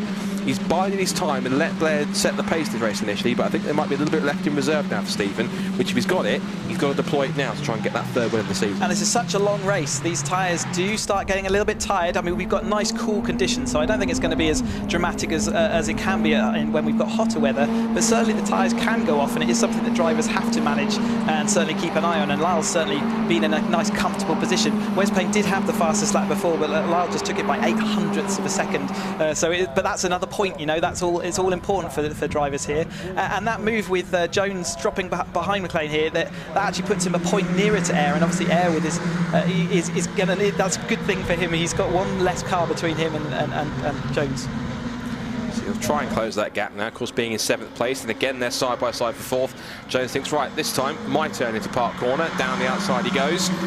Harrier again for the second lap in succession, under threat from Peter Wells into that right-hander at the top of the hill. And look at Alan Curtis as well, ninth position, just behind these two. He could possibly hoodwink them both and get both places in these last few minutes. change around again for fourth between fourth, but also for the lead. I think Blair McConaughey has lost the lead now to Stephen Lyle. So a change around from the lead off camera, so we can look at our leaders in a second. I'm sure we'll be able to see that the grey and orange car Stephen Lyle is in front. The gap with Hackey starting to close back up again now for fourth downwards. So now up through the complex. Now here they are on the screen. There it is. Stephen Lyle is ahead of Blair McConaughey now. So again, you do stress that according to Simon Lambert's calculations, all he really needs to do is finish at least 16th or better. He's currently second, so he's by far doing that at the moment. Touch wood. He's still got 5 minutes to go to get to the checkered flag. But we believe that essentially where he is will be more than enough to essentially put him as champion-elect and effectively put the title provisionally out of anyone else's grasp. He's going to come back with him up the hill now towards Park Corner. He'll go to the outside line. They're going to be side by side. You can go around the outside. He's even got the move done before they hit the brakes. The power of the slipstream of these cars up the hill was strong enough to give McConaughey back into the lead. And of course, he wants to try and basically provisionally seal this championship. He wants to do it. He wants to do it with a victory. He wants to do it in style. Yeah, and it's the easiest way of doing it in this situation, isn't it? Keep everyone behind you, and then there's less variables that you have to deal with. But Lyle certainly putting the cat amongst the pigeons there, wasn't he? Trying to see what would happen. Wes Payne. Occasionally we've seen him just dropping off the pace, but he's sort of clinging on in there, and because these two are going to go battle, he could be in the prime seats. We see a little bit of contact, or we saw some at Snetterton. We obviously don't want to see that, but nevertheless, even side by side here, Wes could get an absolute run on them going down one of the straights. Over the crest, leaping over once again. These top three still as they were. Wes Payne's coming back into this one. He's not out of it yet. Oh, that's Peter Wales. Round's gone Peter. Now, of course, the big question is, did he jump or was he pushed in terms of, well, I think that might be a legacy from possibly a previous meeting, that sort of little patched up damage on the back rather than what happened. But it is one of the situations where we have seen cars diving down the outside to make a move, and it can be a case of just being a little bit too over-exuberant, and possibly because of that, you sort of excitement gets the better of you into the braking zone. You brake a little bit late, you snatch a brake, and something locks up, and before you know it, you're round. Yeah, and side by side through this first complex, the grass comes up to you very quickly if you've got another car to contend with. It's very quick round this bit of the track, and he dropped all the way down there just in front of Roger Gaunt, so down into 17th place there, it looked like. So it's a quite costly mistake, that, isn't it? Especially when this midfield's so close together. If you have a spin, that's it. You are going to drop through. Now, these front three could probably have a spin and still continue without losing a place at the moment, but what a great battle as we come into the last 3 minutes of this race, with McConaughey still holding on there, Lyle and Wes Payne still persisting, hanging on in there, and looking like he could become a factor in these final 2-3 minutes. Wes Payne hasn't yet won a race this season. The closest he's come was second place in the second race at Croft, so, and he came close also in the second race at Snetterton as well, but he had to settle for third place in the end. So certainly keeping contention and doing his best to make a nuisance of himself amongst some of the drivers towards the front. He came into the weekend at 17 points on drop scores. Meanwhile, here's our titanic scrap for fourth, still between Jones, McLean, Smith, Eyre, Curtis now up to 8th position. Allbones is in there in 9th. There he is in the white, red and gold car. Leaders also going across the line in the background. They've now gone across the line with about 2.25 minutes to go, so they've got quite this. They've got about 30-second gaps. They're miles ahead of everyone else at this point in time, and plenty of gap for them to battle amongst themselves.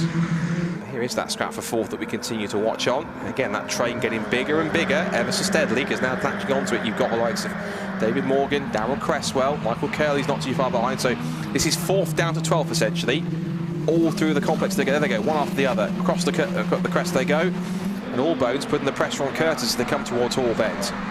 So Jones, McLean, Smith, Eyre, Curtis, Allbones, Morgan, Cresswell, Curley, all together as they come back into the complex to end another lap.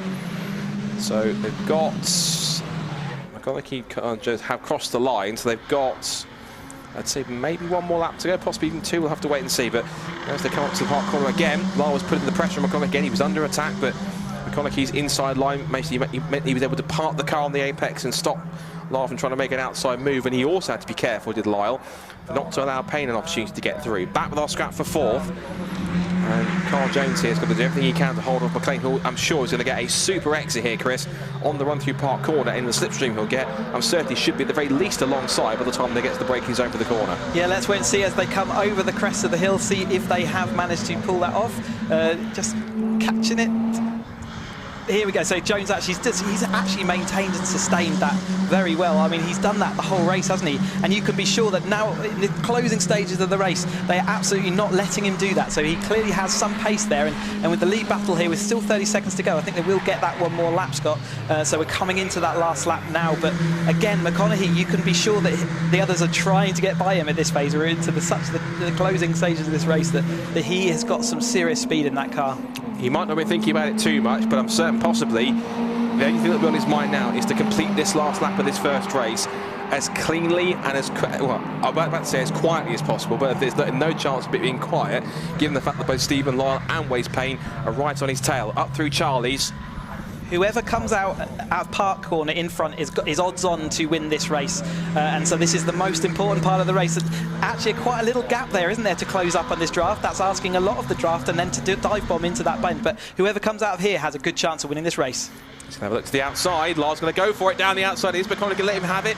He almost backed out a little bit into the complex. He realised possibly rather than try and fight it and compromise what could be about to be a provisional title-winning result, he thought, right, I'll try and get him back on the run in the last few corners. Payne's back in it now, and now it's game on for the top 3 positions. Up through the gooseneck for the final time, out to a crisp curve.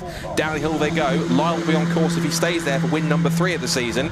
It would be McConaughey's 7th if he can hold on to it. Wes Payne hasn't won a race all season, so out through Mansfield, up towards the complex of the mountain for the final time. Then the Hall bends. Is he going to try and hold on to it as close as he can? They're all watching down the complex, see how that all plays out. But Lyle then, with his roadway clear at the moment, but his mirrors full of both McConaughey and Payne, heads over the crest for the final time into Hall bends. It'll be his 3rd win of the season, but the man behind him looks as though he's set to pick up something which he missed out on the last 2 seasons. He was 2nd in the Academy, he was 2nd in Roadsport. But as they come out of the final couple of the corners, it's still on for 4th as they come up through the left-hander at Mansfield. But out into the final corner for the last up. We're up to the checkered flag. It'll be the victory for Stephen Lyle, but provisionally it's a victory and the championship, we believe, for Blair McCall. He crossed the line just at the flag. It was 0.153 of a second, but Stephen Lyle is the victor of the race. Blair McConaughey, we believe, has done enough to become provisional Motul Caterham 7 270R champion, and Wes Payne will hold on for 3rd place. Now, sort yourselves out, boys and girls, for 4th place downwards. Let's see what you're made of. Now up towards the complex, out through the hairpin. It is Carl Jones in front, and that's crucial in his battle of the 2nd place to Harrier. I think there was a possible switch on there. There was 2 cars side by side into the hairpin for the final time. But for 4th place downwards, it's going to be Carl Jones with a very feisty Angus McLean and Harrier on his tail. Jones gets 4th, McLean 5th, and Harrier 6th. That will give Carl Jones a 2-point advantage or so for the final race tomorrow. Nick Allbones then 7th, Curtis 8th, Morgan 9th, Curley 10th to round out the top 10. Then Tresswell and Steele, Fraser Jones back down in 13th, Cook in 14th. Then it's Cox and Wells. We did lose Oliver Smith. I didn't realise we lost him, but I did see there was a car stopped. But Oliver Smith, it looks like, with a mechanical issue, stopped on the circuit. There is the race winner, Alistair Lyle. But the man beside him, we believe now, provisionally, has done enough to become the 2021 Motul Caterham 7 270R champion. And that's been 3 seasons in the making. He came runner-up spot to Tom Willis both times in Academy and in Roadsports. But it seems as though, at last, Blair McConaughey is, we stress provisionally, a Caterham champion at last. Yeah, I mean, what great once that's confirmed. He has been the consistent force of this season and absolutely deserved of that. You know, a great result here, firstly, but secondly, the whole season just adding up to that championship win. What a made up for him, also made up for Lyle there. Perfect result for him. So Stephen Lyle takes his 3rd win of the season, and we believe the 2nd place is more than enough to provisionally give Blair McConaughey the Motul Caterham 7 270R championship for 2021. Wes Payne picks up 3rd, then the awesome scrap for 4th downwards finishes with Jones in 4th, McLean 5th, and it's Eyre, Allbones, Curtis, Morgan and Cresswell completing the top 10. Michael Curley finishes 11th from Tim Steele and Fraser Jones. Duncan Cook and Richard Hall come next from John Cox, Roger Gort, Peter Wells and Lydia Gould, and we lost sadly in the closing stages Oliver Smith, who will not be classified after he retired in the last few moments of the race.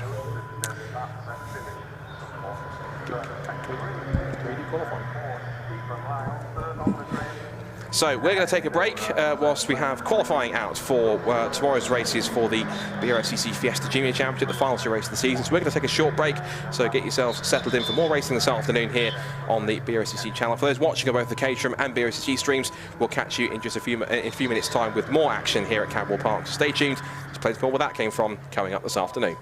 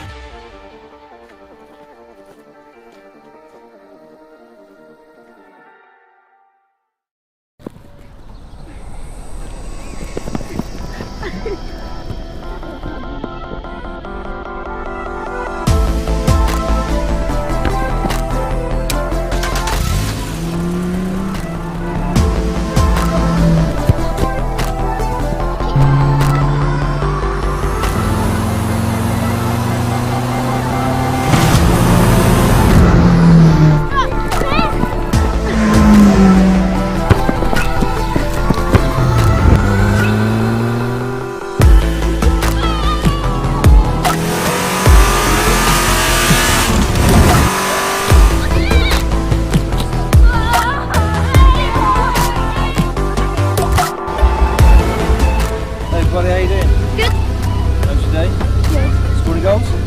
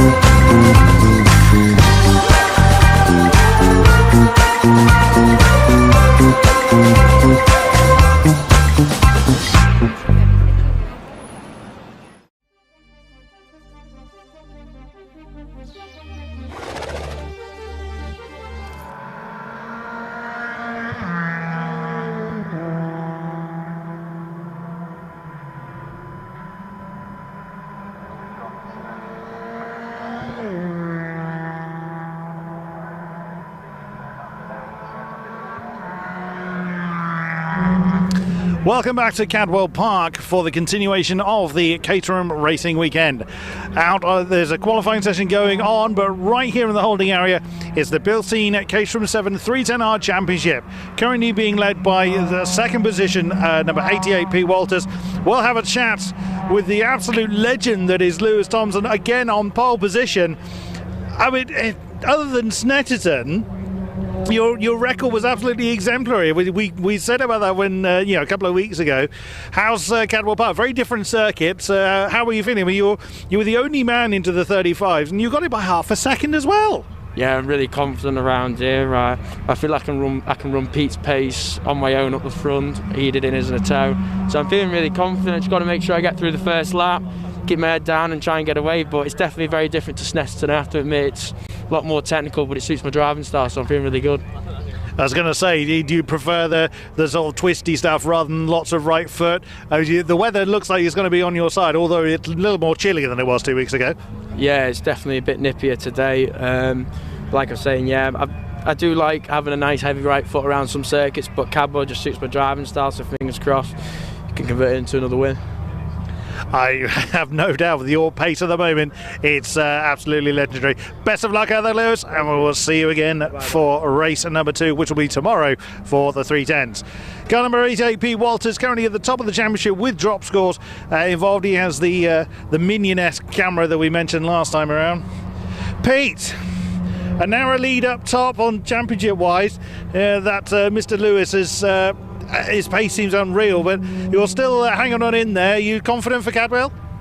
Yeah, I mean, I love it as a track. It's probably the one I've driven the least. But I've had some good testing. I think after drop scores, I need a couple more. I need a better result than Lewis. But we'll just try hard and try and get out front. My goodness me, second quickest on a track you've driven the least is quite an achievement. So. Again, with a very different circuit that this is to Snetterton 2 weeks ago, which is your preference? Lots of right foot or tight and twisty? Strangely, I love these type of circuits. This, Avon Park, Brands, all the twisty, undulating circuits. But I just seem to go really well at Snet. It's a track that's just clicked with me, so both is the answer. Excellent answer. Fit for all rows. Best of luck, Mr. Walters, as he hangs on to a narrow championship lead at the moment with drop scores involved. Of course, 2 races to go here at Cadwell Park. It's the last race meeting of their championship. All the Caterham championships except the Academy class will be concluding their championships here this weekend. The Academies finished their championship 2 weeks ago. Harry Cook in car number 9 in third spot, just half a second behind Pete Walters. Harry, how are you feeling ahead of this race? Yeah, feeling good. Qualifying wasn't quite where I wanted it to be, but hopefully, anything can happen in the race, so we'll see. It's such a difficult circuit, this. I mean, how do you get acclimatised to a circuit like this? It's just such a difficult circuit. It's very tight and twisty, of course, up and down, here, there and everywhere. Do you attack this one different to the likes of Snetterton 2 weeks ago? Yeah, I've actually had to change my driving style throughout the testing, because I'm usually quite smooth, but I've really had to attack in the testing to find the time. I think that's where the time comes from here, just really committing to the corners, yeah. Should be a good race though. Excellent stuff. We wish you the best of luck as well, Mr. Cook. That is car number 9, currently third, or starting third, I should say, on the grid. We've got a few minutes to go yet, whilst the current qualifying session is just leaving the circuit for their race later on. Car number 84 is Andrew Murgatroyd. Hello, sir. Hi there. Starting fourth. Yeah. Are you happy, or is there more to find? No, I'm pleased with qualifying. Really close with Harry there. Hoping to get a good start, stay with the lead pack, and anything can happen from there. Yeah, podium's the target.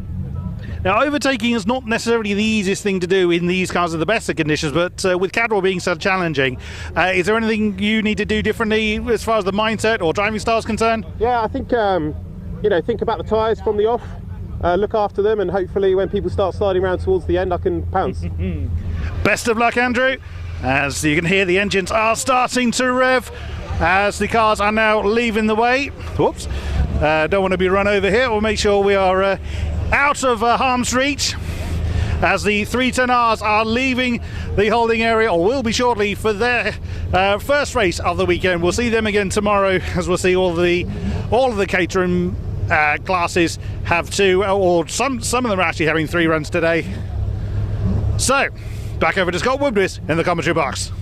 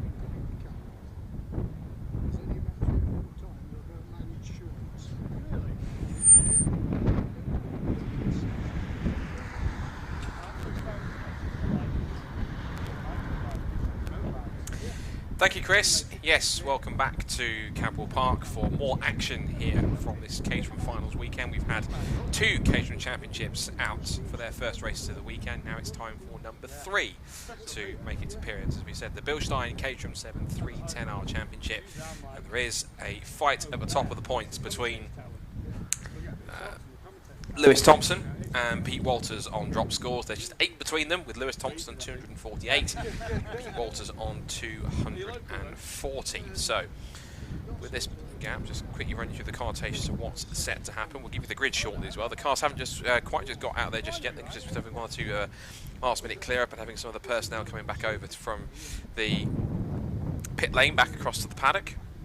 Because such is the unique nature of Cadwell Park is that there isn't the paddock and the main and the actual pit lane aren't connected as one place. The assembly area is towards the top end geographically of the circuit, whereas the pit straight is much lower down. So therefore, in order for crews to be able to get to and from the pit lanes to the paddock and vice versa between sessions, they have to use a couple of small roads to cross over from one side of the circuit to the other. So the cars are now making their way out onto the circuit with points leader Lewis Thompson on pole. Here they come. So you can see that Lewis Thompson and Pete Walters are the 2 main contenders on the front row for this first race together. As they make their way around, give you a quick reminder of their champion connotations and what can potentially happen. Well, here's the grid in front of you first of all. So Lewis Thompson then starts on pole position. He'll be about half a second clear from Pete Walters in the second. Harry Cook and Andrew Murgatroyd make up the second row. We've had James Wingfield and Lars Hoffman. He's finding a bit more pace in these last couple of rounds, but managed to get himself back towards the front half, a bit of an average first half of the season.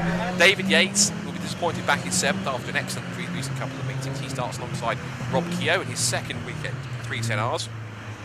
Then Henry Williams and Harry Landy complete the top 10 on the 5th row of the grid, followed by row 6, which is Jeff Price and Douglas Christie. Jeff Price starting 11th, Douglas Christie back in 12th. Then the 7th row of the grid sees Stephen Metcalf alongside Chris Welch. They'll be trying to come off from the 7th row of the grid. And then row 8 sees Gary Curtis in 15th place towards the back with work to do, starting and in last position. So, for the championship connotations as follows: Lewis Thompson does lead the way, but with 3 0 scores to drop from missing the first round. He needs points in both races this weekend, so he cannot afford a 0 score in either of these races because he has no more points to drop. However, he has finished every race this year in either first, mostly, or second place. He needs a 2nd and a 4th or 2 third places to guarantee the title, and that's on the assumption that Pete Walters, who starts alongside him on the front row for this first race, wins both races with the fastest lap in each. If Lewis wins today, it means that it leaves him just needing to come home in 8th place or better, and he will become the 310R Caterham champion. So Chris Hutchison back alongside me here.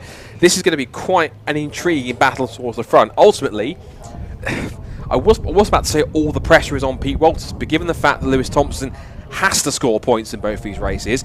There's a large enough amount of pressure on him, which meant that both of them are going to be feeling the nerves into this one. There'll be a degree of confidence, but also they'll be very wary that both are as good as each other in terms of pace, and that's going to come crucial in terms of what it could be, arguably, a one-on-one duel between the two of them if they're allowed to get away quickly enough. Yeah, Thompson has had since he's joined us from the second round onwards, he's had a good old run, hasn't he? But it's always been these two or three cars out front. Walters and Thompson have been consistent. The cars that have joined them have kind of varied slightly as we've gone through the season. So we've got Wingfield's definitely been up there. We've got Lars Hoffman sort of a little further back than we expected, with Yates as well. But nevertheless, these two have been consistently at the front. And exactly, you hit the nail on the head. Thompson hasn't got any sort of leeway. He has to finish well, and if he doesn't finish well today, it puts all the pressure on tomorrow. So, both of them are in this intriguing position where they've got to both be careful, but Thompson's certainly got to finish this race. And pretty much everyone on the next 3 rows behind are going to make it horrendously difficult for them, knowing that they are all have the capability to be just as quick as the front two, because we know how quick the likes of Murgatroyd, Cook, Wingfield, Hoffman. You've also then got David Yates in there as well, and also Rob Keogh in there too. Of course, he's still adapting to 310 after he started the year in 270Rs. This is going to be incredibly tough for all of them, because essentially, and if they even get an opportunity to put themselves right amongst the pair of those front runners, they're going to take it and they're going to grab it all day long, because ultimately they'll have their own points battles to go with, and they'll have their own sort of ambitions to get strong results to round off the end of the season on a high. So again, it's like what we saw earlier on in the 270R in the 7 UK race and in the 270R race as well previously. There are drivers up towards the front that are not necessarily in championship contention, but for them, that's the least of their worries.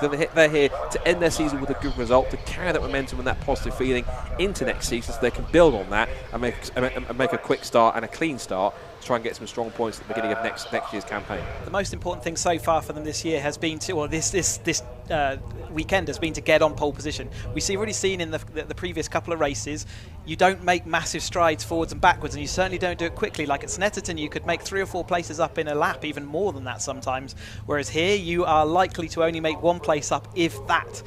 So yes, the race doesn't sort of move around as much as possible. So here, more than anywhere we've been so far, getting on that pole position has been important, or at least on that front row grid. You can see we start in Caterham side by side, so you don't really, other than a bit of a line, you don't get an advantage into that first turn, and yeah, it makes everything close. But oftentimes in Caterham racing, the most spread out they're going to be is on this grid, and we'll see that they'll all go side by side as we go through turn 1, no doubt. Just looking back on that battle for second place, or third place in the championship as well, Harry Cook and James Wingfield separated by 3 points. Wingfield ahead of Cat Cook as they head off onto their formation lap after a short delay to proceedings. Head off to get some temperature into the temperature into the tyres and the brakes, as well as to get the tyre pressures up as well. And of course, it's crucial enough to get a good start, particularly when it's such a narrow circuit. Those first couple of corners, the start here, amongst other circuits, is equally, I'd say, one of the most important. It's one of those trickiest circuits, crucial places to get a good start, because of course, because it's such they all funnel into that very tight first corner coppice that goes uphill, so it does kill momentum a bit. But of course, you've got very little margin for errors. Therefore, getting a good start here is absolutely crucial, and that starts from this warm-up lap here, where they can get the tyre temperatures and the pressures up to their optimal range. They can, sometimes they do, again, correct me if I'm wrong, they do set the tyres a little bit sort of lower to begin with, because then it means that you can then, the feeling is that as you get the laps in, the pressure will start to build up a little bit on track whilst you're driving. So that means that by the time you get into the tyres into the right temperature range, they're also at the right pressure range as well, so you've got the optimum performance from that tyre. So getting the pressures and the temperatures up on this one formation lap is a lot more crucial than some people maybe already even realise. Yeah, absolutely.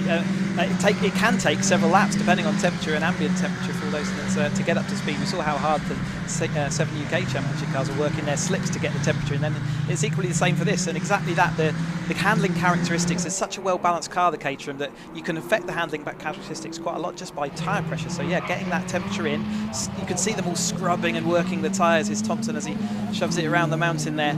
Yeah, really, really important. We also see that the inside is, you get the pole position is on the inside of turn 1, but that quickly leads to being in the outside of turn 2. And earlier on, we were seeing that actually the outside line was quite a nice way to slingshot and have momentum around. So pole position is no guarantee that you're going to come out in the first lap in the lead, but we've also seen that back straight is so powerful that over the course of the 30-minute race that we've got here, it will sort of certainly settle itself down.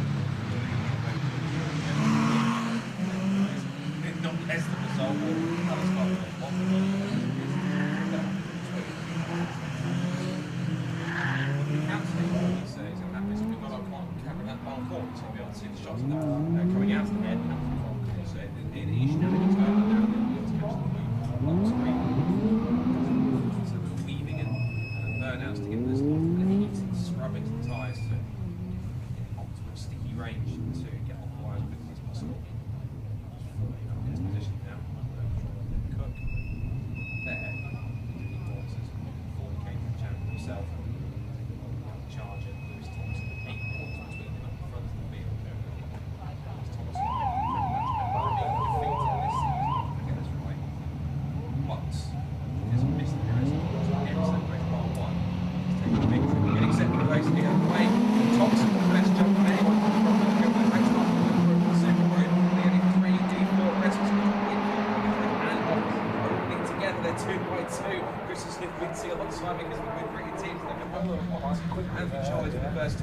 Thompson's clearly got underway. Stuck outside back of them. And by the fast start of the day, so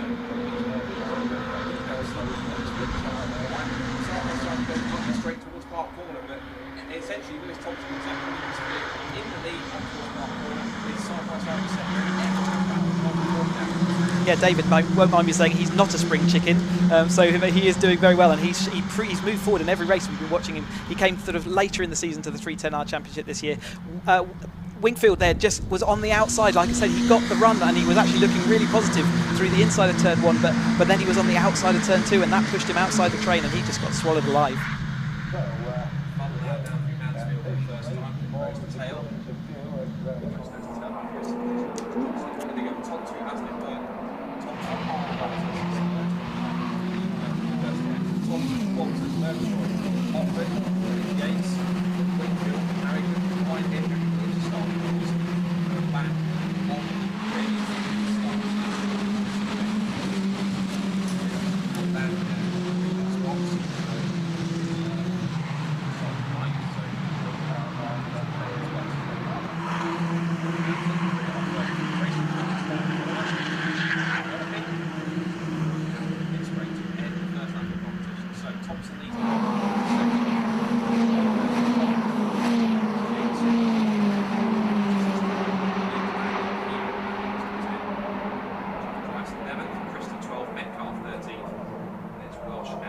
To round out the 15 cars in the field.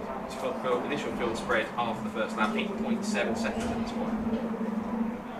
Yeah, an interesting early start, wasn't it? There, Thompson actually setting the fastest lap there, even though he was out front. So a really good start from him, and Wingfield fully locked up there, going into that corner.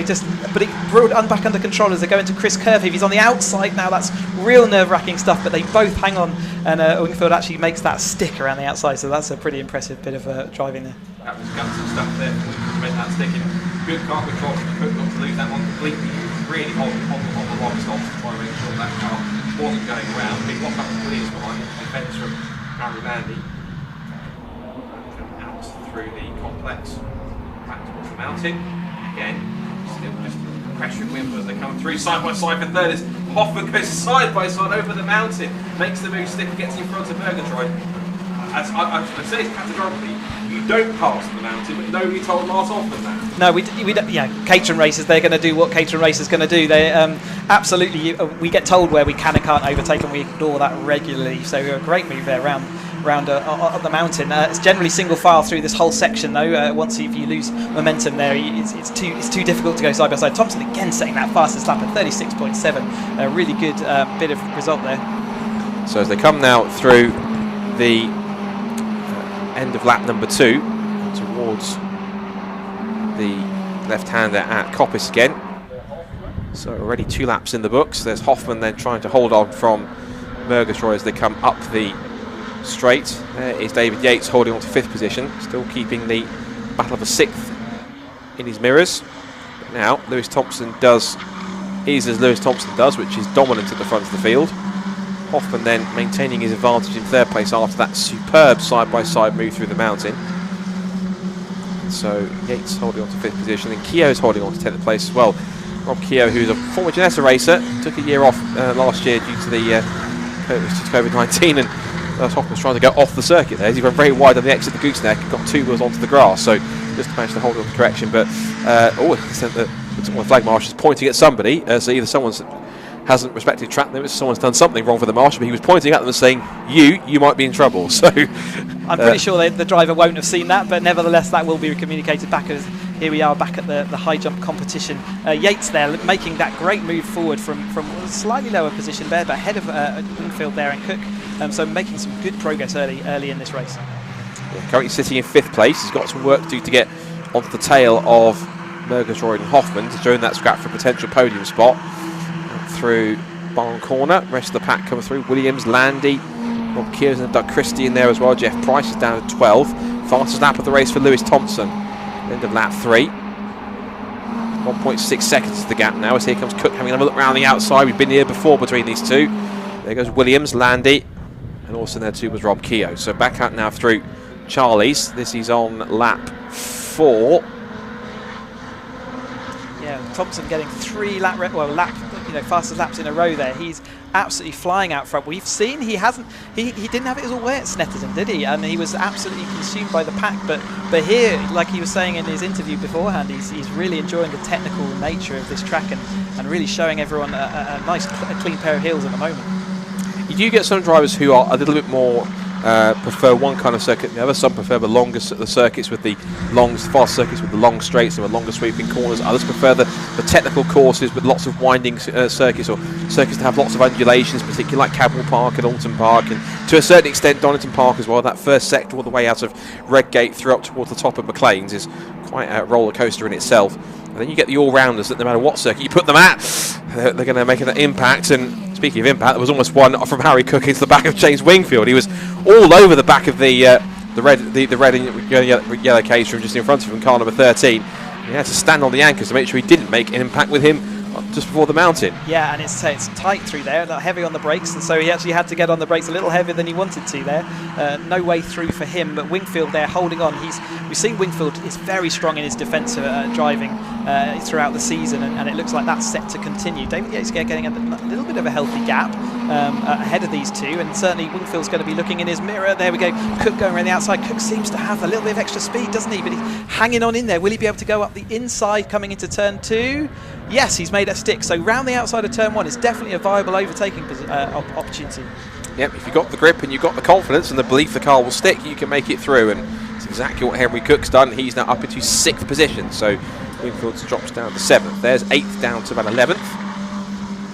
Now it's David Yates, who now has these mirrors Harry Cook, and he's going to bring James Wingfield with him. So last lap for David Yates, his initial decent pace has dropped off a bit. He's in the 138s now, 138.4 last time, and he lost about almost nearly a second to the cars in front at least, because the leaders, Thompson and Waltz, are in the 36s, and then Hoffman and Murgatroyd are now just about equal on pace in the low 37s. So it's got a little bit to try and make up here, and now that Kurt's got past Wingfield, you can see the pace difference. You can see how much he was clambering all over Wingfield's car.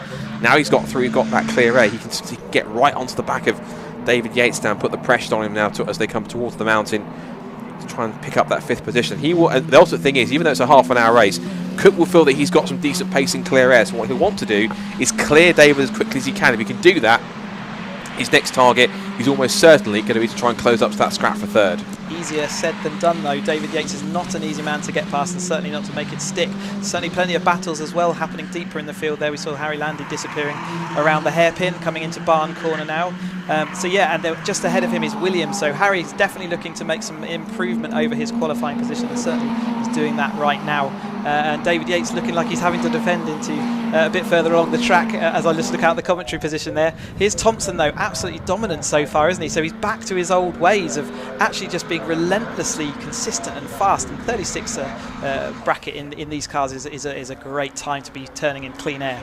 In the background, looks like Cook has got past Yates. We did make the move sticks. Obviously, he must have pulled off, I'm guessing, a similar sort of move, if not a carbon copy, of the one he did to make the pass on James Wingfield. So up and now into 5th position goes Harry Cook. So, and we've still got Hoffman and Murgatroyd are in that sort of middle ground, aren't they, in third and fourth there. I watched them through the Hall Bends last time, and they're absolutely pushing flat out. Murgatroyd having a bit of a resurgence. He hasn't done the full season this year, but he's absolutely a great, consistent driver, and he's made his way back up to Hoffman off the track, and we've seen that a few times as well. I'm wondering whether some of our earlier races we sort of missed a few of those moves, and that's what was causing some of that bunching up that we saw. We talked earlier on about these different phases of the race. We're now into that settle-in period. These three are not settling in, but nevertheless they're still going for it. David Yates still managing to stay ahead. Remember, I said he's quite a difficult character to get by. Great little jump there by Wingfield there. So yeah, we're coming into that middle phase of the race, and we might well see some of these groups come back together as the battles intensify. Yep, so Cook's lead that he had when he managed to get through the first couple of corners before the start of a lap has kind of diminished a little bit, because it looks out the back of the circuit that Yates was able to take full advantage of the slipstream that he had and gets back through. So here they come for 5th, 6th and 7th. Here goes Wingfield, keeping his way, turning up through Coppice Corner again. Watch out for the likes of Williams and Landy. They're sitting personal best now in the 38, so they might start to close a bit more, but David Yates in that blue, black and white car number 15 with the black and red machine of Harry Cook just on his tail now. He's as close as he's ever been, so surely this has to be a run up the hill to pull alongside, and surely he will get himself in front before they get to the braking zone. At least you think so in theory, but David Yates is hanging on. He's a whiny old fox is David. He's not going to let it go that easy, but he has to capitulate, because he realised if he tried to keep going on the inside line, Harry was always going to turn in to try and take the line. There was going to be contact, so smart driving there overall from David, and he knows if he can pick the pace up a bit more and stick with him, there's every chance he can get back past. But now his next task is to try and multitask. He's going to try and keep closing in on the back of Harry Cook's car, staying with him, whilst also keeping one eye on James Wingfield in the mirror, who is closing in to try and pick up past both of them if there's an opportunity to do so. He is the filling in the sandwich at the moment, isn't he? And but it looks like Cook is the person with the pace in that group. So if there's some wise heads in there, and I'm sure there are, they will let him drag them along. They can gain that sort of second around this lap of extra speed, and you can even see now Cook's gained a little that comfortable gap. So David Yates wants to keep that in view to protect them, well, maybe drag them up to the group in front, but also to protect from the group behind. In front, I was just about to check in with how the front runners were doing, but that's how Lewis Thompson's doing, 136.448. Now Pete Walters isn't that far off his pace. He did the personal best last time at 36.7, so the gap is only, and I say only because obviously it could be much larger, knowing how Lewis Thompson's pace is, it's only 2.6 seconds, because Walters is doing everything he needs to try and keep that, minimise the gap that he can pull out once more, so working hard. So now that Cook has got the advantage here, it's now David Yates in the slipstream as they come up Park Straight towards Park Corner. Wingfield is trying his best to keep hold of them.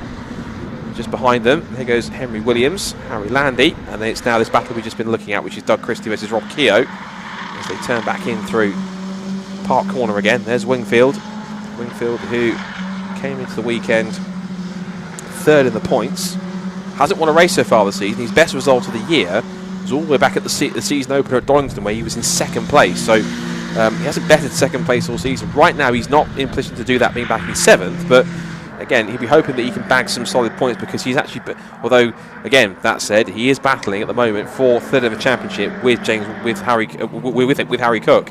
So these two now are pretty much almost nose to tail, but it's David Yates that's being the proverbial cat amongst the pigeons here, is that James Wingfield needs to find a little bit more pace and get around him to try and minimise the difference, the amount of points that Cook's going to try and take off him. At the moment, he's taking 2 points out of him. He wants to try and minimise that to 1 in order to try and maintain his advantage.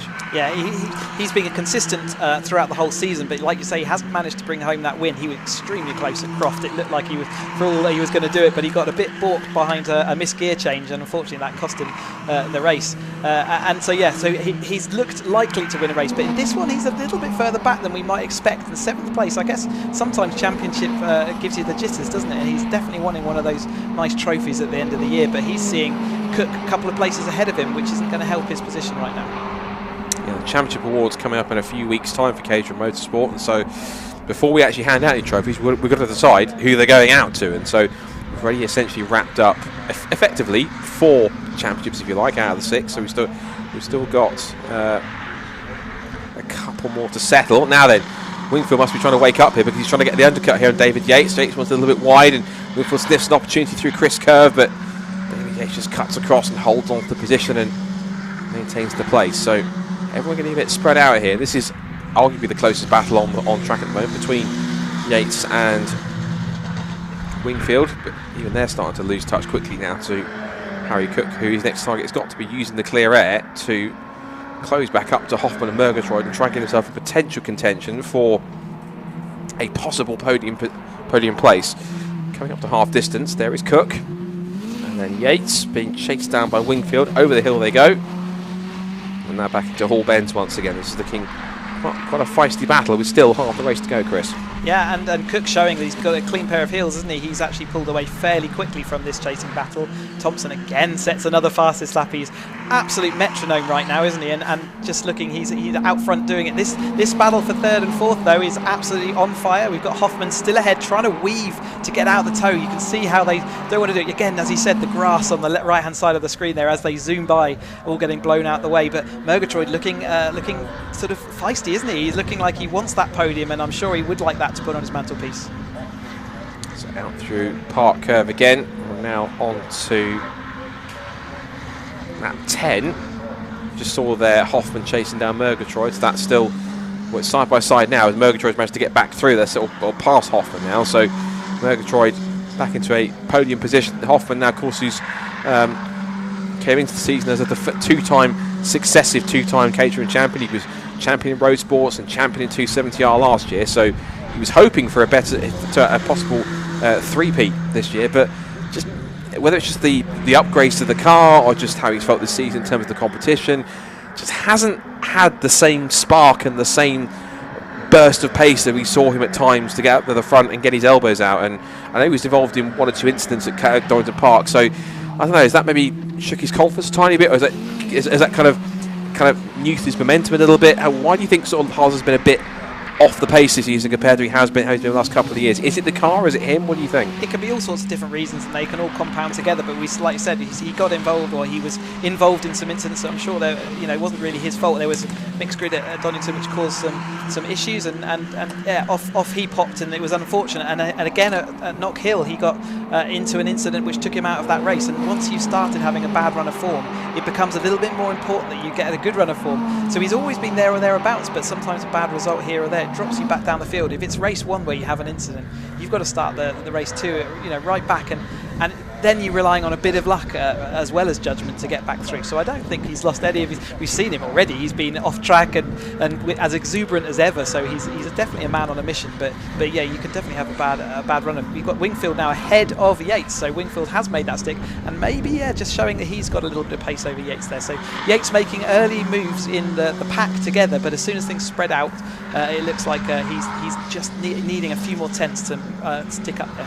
I think Lars is tuned in because he's now managed to get his way through, but Murgatroyd will fight back as they come out of the complex of Chris Curve into the gooseneck, and there's a quick point and a sort of a widening of the eyes to Chris when he's pointed that, because Hoffman did make the move into Park Corner, but Murgatroyd tried his best to try and usurp that by getting back at him up the inside through Chris Curve. Didn't quite work, but now that Murgatroyd's found himself behind Hoffman, it almost seems as though that also, as soon as he sees literally like a red rag to a bull, it's a red Caterham to Andrew. As soon as he sees it, he thinks, right, his tail's up, now he's going back after it. He was a bit sort of, didn't have to defend too much, but now he seems to have lost the position. It seems to have woken him back up again. But don't forget, we've also got Cook coming up behind them. He will be watching his mirrors and checking whether that gap is shrinking, and you can bet your bottom dollar that it is. Harry Cook is definitely faster there at the moment, and you can see as soon as that third driver comes into the mix, it starts becoming more complicated. You don't want to be the person in the middle of that sandwich.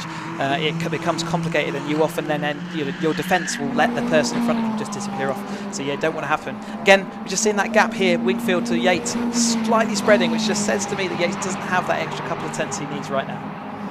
So yeah, lap time wise, definitely the person to look out for is going to be Harry Cook, because Hoffman did a 37.8, 38.9 for Murgatroyd, and then Harry Cook just steaming along with a 37.0. So on that lap time, he was the second fastest man on track, even quicker than Pete Walters. So Henry will certainly try and close that gap as quick as he can. It's a 2.5 second deficit, and if he keeps on running at this pace, it certainly will be only just a couple of laps. There he is, flashing through the shot, so not too far behind. And even though we say that sometimes the benefits sometimes of being in a pack is all too evident in the Caterham race as well, never underestimate the strength of running in clear air if you've got a good car underneath, because if you're not having to suffer any turbulent air for the car in front, if you know you've got a good car of a single lap when you're on your own, for example, if it's a good qualifying car, for example, it'll also tell you that provided everything's working with the car for you, you can extract a quick lap time out of it when you've got clear air around you. When you're in a pack, it's very hard because you're battling constantly in offline. When you've got that sort of that gap from in front and the gap between, you're chasing and your tail's up and you're motivated to try and catch the cars in front, you can start to pull in some pretty quick lap times and dramatically close the gap which there once was to something that's almost nothing in a matter of laps. Yeah, I can see it's Williams ahead of Landy. Absolutely, if you're in a pack, you're relying on what the person in front of you is doing. If you're following someone, you can't go through the corner any faster than they are if you're behind them. So that's where you often see actually the fastest laps we see are where someone is catching up a gap. I'm just looking at the commentary window. Obviously Murgatroyd is in front again, but here we are with Williams. Great lap, Carrie's caught up the gap to Williams, closed it in, looking like he's got the pace, but can he make that move? So certainly he's going to have a good opportunity, maybe not into turn one this time, but up at the back of the park straight. He's certainly having to go defensive on Williams on the inside, and Landy there absolutely being a pain for him, isn't he? Battle on for 8th, and here's the battle on for 3rd as Murgatroyd gets the run in the slipstream, pulls to the outside line, but Hoffman, I thought he was going to try and stick it back up the inside line to defend, but he decides, right, rather than try and possibly risk contact, let me sit back behind and try and get the undercut and pull back past him in a few more corners' time. They're looking at the gap between Cook and Hoffman, and basically Cook in 4th place, whoever it might be at the time. The gap's come down by another 6/10 or so to 1.9, so it's getting smaller. Cook is starting to get a move on here. In fact, he has been the last few laps anyway. So Cook is definitely putting himself as a factor to try and get himself onto a podium place. There he is in the black and red car, just behind these two battling for the last podium spot. Very, very quick check-in. Lewis Thompson does still lead. He leads by a fraction under 5 seconds. He's about to complete lap 13, so he'll do so very shortly in the next few moments. Pete Walters is still in 2nd place, doing everything he can to try and minimise the gap, but we know that if Lewis wins today, and he has the fastest lap of the race, it should mean that all he needs is a spot in, I think, around about 8th place or so tomorrow to effectively mean that he picks up the provisional 310R title tomorrow. So keep an eye out for that one. Thompson Walters across the line, Gappy's out to 5.2 seconds, another sort of 10th and a half taken out. What about 3rd and 4th? Well, that time's 37.9 for Murgatroyd, 38.0 for Hoffman, 37.3 for Cook. So he's coming. He's definitely coming. He's definitely got the pace of these two, and he's obviously got the bit between his teeth, hasn't he? He's really going for it. We see Murgatroyd here actually stay in front for a couple of laps now. And at the same time, disappointingly, Thompson hasn't set a fastest lap for a couple of laps now. Maybe his tyres are just tipping over, or maybe he's actually realised he doesn't need to push quite so hard. But here we go again. We've got Hoffman around the outside. We've seen the outside here work, and he does swing around the outside. He obviously keeps they're just dripping his wheels over the edge of the curves. Exuberant as ever, Murgatroyd's going to make this one sticky. He's got that done. So the outside move does work, but you must keep it on track, because that little bit of wetness or mud on your tyres just means that you cannot get that car turned into Chris Curve. What is it we always say? The harder these two fight each other, easier it is the car to gain ground. Case in point, Harry Cook has absolutely charged onto the back of these two. That is the downside of having a fantastic battle. It looks spectacular, but it's not the fastest way to race this one. As we see also, still we've got James Wingfield battling away with David Yates. There is battles all around the top 10 for positions. This is by no means settled. And you can see the gap that he's come across. David Yates and James Wingfield have dropped that far back, and that is the gap that Cook, because he was battling with them just a few laps ago. He's made all that ground up, and now he's on them, and he will be able to inject some interest in that battle now, whereas those two have been swapping comfortably between themselves now. They've got a really fast guy caught up with them and is now looking to maximise his positions. This is no longer a one-on-one battle. This is a three-way dance now between these three. Murgatroyd, Hoffman and the hard-charging Harry Cook. Last lap times boss time by 37.8 for Murgatroyd, 38.0 for Cook, 38.0 for Hoffman, 37.3 for Cook. He's brought the gap down again to 0.6. Now I'm sure on the run off his corner it's going to be Hoffman's turn to get the toe. Up Park Straight, here he comes. He gets closer and closer. Harry Cook watches on behind in 5th position. Where's he going to go? Is Hoffman goes to the outside? Indeed he does. Will he go to the outside and make the moves 2 times in a row? Thinks about it. This time Murgatroyd sticks his elbows out. There's contact.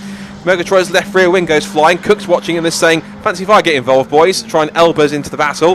Side by side again, and Murgatroyd for the umpteenth time holds the inside line, gets back up the inside and says, Lars, get back behind me. You ain't getting in front before the gooseneck. We saw a wing ping, which is not that uncommon in a Caterham, and But yeah, great driving by them just to lose that wing. But I don't think there's any room for Harry Cook at the moment to make that move. The outside line there, again, showing that it is a powerful one, but doesn't necessarily win you the war. It only wins that sort of initial battle. But yeah, now wingless as well. It might give him a bit of a rear left cooling, which is probably quite nice at this stage of the rack. But I still think with 5 minutes to go, or just under 6 minutes to go, Cook's still got a chance, but he must make those moves in the next couple of laps. Otherwise, I think it's game over.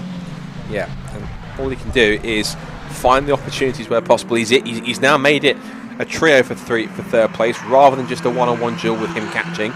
So he is in this fight now. A little twitch of oversteer from Murgatroyd as he put the power down, but he's got a couple of car lengths now over Lars Hoffman. Last lap times again. Look at that, Murgatroyd and Cook, identical lap times to the thousandth of a second. They both set a 1:37.802. So both of them lapping at exactly the same pace, and it's Hoffman who's a further 4/10 back in terms of speed. So ultimately, not only is he in a bit of no man's land here and in a difficult situation, but Hoffman is the slowest out of the three. I think he's got a wing peel. I think his right wing, I think, is peeling a bit. So there might be a legacy of the contact he had a lap ago just here. And now it's Cook's turn to go on the attack. He's close enough to do so. Murgatroyd, I have to say, Lars Hoffman right now, Chris, I think it's an understatement to say he's not comfortable out there at the moment. It's definitely not a comfortable place to be, and he's seeing Murgatroyd disappearing off, though. He might start getting a nice little tow from that, but at the moment he's having to drive looking behind him, which, again, if you've ever tried driving on a track day, then it's tough. Here's Thompson going on his imperious route. He's starting to overtake back markers. You see Gary Curtis there in his car with Walters there going round, doing an impressive job but it's a kind of ultimately just a lonely race that both of them have had, and he just hasn't had those extra few tenths that Thompson has actually dialed in. The Yates and Wingfield battle going on here has been race long, and they've been swapping backwards and forwards, and here's the Landy and Williams, and every time I look out my commentary window, all those battles are swapping, so they're really sort of going backwards and forwards. Everything's spread out a little bit, but Wingfield currently ahead of Yates just as they go past us now. Looking at lap times, I'm pretty convinced that Lewis Thompson I don't think he's been out of the 36s all race. He's pretty much been putting in rock solid, consistent 1:36 lap times. He's at least half to 3/4% quicker than anyone else on track, which is pretty astonishing. Now, though, these guys are starting to pick the pace up. They've got into the 36s now for all three of them. So Murgatroyd, Hoffman and Cook are now into the 36s. Personal bests for Murgatroyd and Hoffman, both on 1:36.9, so they were joined in that lap by Harry Cook. So all three of them lapping at pretty much identical pace. That's how evenly matched they are now. Now they've woken up and stopped battling. Now they know what speed they've got. But that's the thing, that's the compromise. They've got the speed, but it's come too late because they've been so busy battling with each other. It's allowed the top two to pull away that much. Yeah, but I think the top two still had that gap over them. As it's spread out, that's why we're seeing those faster times, because they're all using that toe. But Murgatroyd managing to do that in clean air, as we see this Wingfield and Yates battle still going on. Every time I see them, it's different. Into turn one, into this part bend, they're just making the most of it. And Wingfield, they're currently best, but certainly David Yates has not let that one lie. Sounds like a crime novel, doesn't it? The adventures of Wingfield and Yates. It's certainly been quite an adventure watching these two battling it out over 6 positions. It's been quite entertaining. I'm pretty sure there'll be quite a handshake and a hearty celebratory hug between these two, because they've had quite a good show between all of them. It's been also an equally good show. Third, fourth and fifth, and Hoffman gets the tail out a bit. Cook gets a little bit off the ground as they come through, and that little time for Hoffman has lost him a car length or so. Now he's under all sorts of pressure. Harry Cook's exhausting while he's pushing that hard. The exhaust is swinging around on the side of that car, so got to be careful that doesn't become a factor either. If that starts to get loose too much and starts wiggling around a bit too much for the liking of the clerk of the course, you might well throw the black and orange flag, which means that you've got some kind of mechanical issue that might possibly be a disturbance to other cars around you. So you've got to come in and get it fixed. So watch out for that. Couple more laps to go. Yeah, if that exhaust does fall off, obviously it's a big issue, but equally for Cook's car, he will lose a lot of pace. But here's Thompson with 2 minutes to go now. Again, every time I see him on screen or just out in through this part of bends, he is absolutely on his apexes. Real relentless flow and very impressive stuff. Murgatroyd still looking like he's got a now comfortable gap. Hoffman, in his exuberant fashion, still having to defend from Cook. Cook hasn't had an answer to getting past just yet, and like I said, if it wasn't going to happen in these next 2 laps, it wasn't going to happen to get back onto that podium. So it looks like Murgatroyd dipping his wheel up the inside there, but didn't quite work out. Here's Thompson into the mountain once more, though. 1 minute 25 to go, so this will be the penultimate lap. Yeah, one more time around, and of course, well, you can't necessarily wrap it up today. You will go into tomorrow with the advantage in the points by managed to pinch a couple more from this man, Pete Walters. He says he quite likes these twisty circuits, but it seems that Thompson's a bit more of the all-round. There's a blue flag out there, which is Gary Curtis, and he's going to try and get out of the way because there is the third place scrap, and he'll want no part of this. Good driving from Gary, well done. Keeping out of the way of this scrap for third. They're rocking over the curbs because they've got roughly 1 lap to go. Across the line goes Lewis Thompson to start the final lap. Walters is now second, but it's this really tasty fight for third place between these three, which could go arguably still either way between them as they come on to the last lap, Chris. This is going to be epic. Yeah, they're closing up, aren't they? Just as I thought that Murgatroyd looked like he was going to win it, actually, it's all closing up once more. The battle for this final podium spot is heating up and really coming to a crescendo. Like you say, Hoffman's rear wing there just dangling off, and we've got some other damage on the other cars. They've certainly had an adventure on their travels around Cadwell Park today. Through Charlie's for the last time. Now it's the Park straight, and Hoffman, he's just not close enough to quite get the strong enough toe to stand a chance into Park corner. He'll certainly keep trying. Closes back in, under brakes, turning in through the right-hander at Park corner at the top of the hill. Now this long multi-apex right-hander at Chris curb. It's almost a never-ending, virtually endless right-hand, and all of a sudden it just very tightens up and sharply flicks right and left. She plunged down through the gooseneck, and then further downhill. It's that very tricky braking zone where the downhill slope means you have to really stand on the brakes to get the car stopped. But no troubles for this man. Lewis Thompson, pretty much every time he gets into a Caterham, bar one this season when he's turned up, has been a victory. He's just missing out the one last time out at Snetterton. Pete Walters pushed him as hard as he dares, but he will have to settle for second place. So as he exits out of the final corner, it is going to be another race win, another step closer potentially to the Bilstein Caterham 7 310R title. Lewis Thompson wins race 1 at Cadwell on the final weekend. It's Pete Walters for second place. Now then, hold your breath. What's happening for third? Well, the answer is a bit of an anticlimax, no change, but it's been a fabulous scrap between the three of them. So Andrew Murgatroyd will get back onto the podium with third place after a brilliant battle all race long. Hoffman fourth, and Harry Cook charges back well to fifth. Sets a personal best on the last lap of the race as well, a 36.7. Looking pretty strong, and in the closer stages, Williams and Landy come together, and Williams was very lucky not to collect Landy. Off goes the 49, round he goes. Now I suspect that was the two of them getting side by side off the mountain, trying to go and make two cars go into one part of the circuit that is increasingly narrow, and it really didn't work out. Landy will hold on, but I think there might be one or two conversations after that. Yeah, we didn't see the build up to that, but there's certainly Landy might still be able to hold on to that position, just does over the line. Yeah, side by side up there is always exciting. The crescendo really happens up at Park Bend, doesn't it? And it looks like there's very few opportunities, but certainly Williams looked like he was trying to make one exist there towards the end of that race, but unfortunately that spun him round, and he's going to have to start deep in the field now for race 2. So, another win for Lewis Thompson. I was going to try and calculate exactly how many he's had this season. So, he had, I think that's his 10th win of the season, because he won 8 on the bounce from when he first turned up this season in Knock Hill. He missed the rounds at Donington Park. He won both at Knock Hill, both at Silverstone Grand Prix, both at Brands Hatch, one with the fastest lap on that as well, both at Croft, and then missed out by taking 2 second places.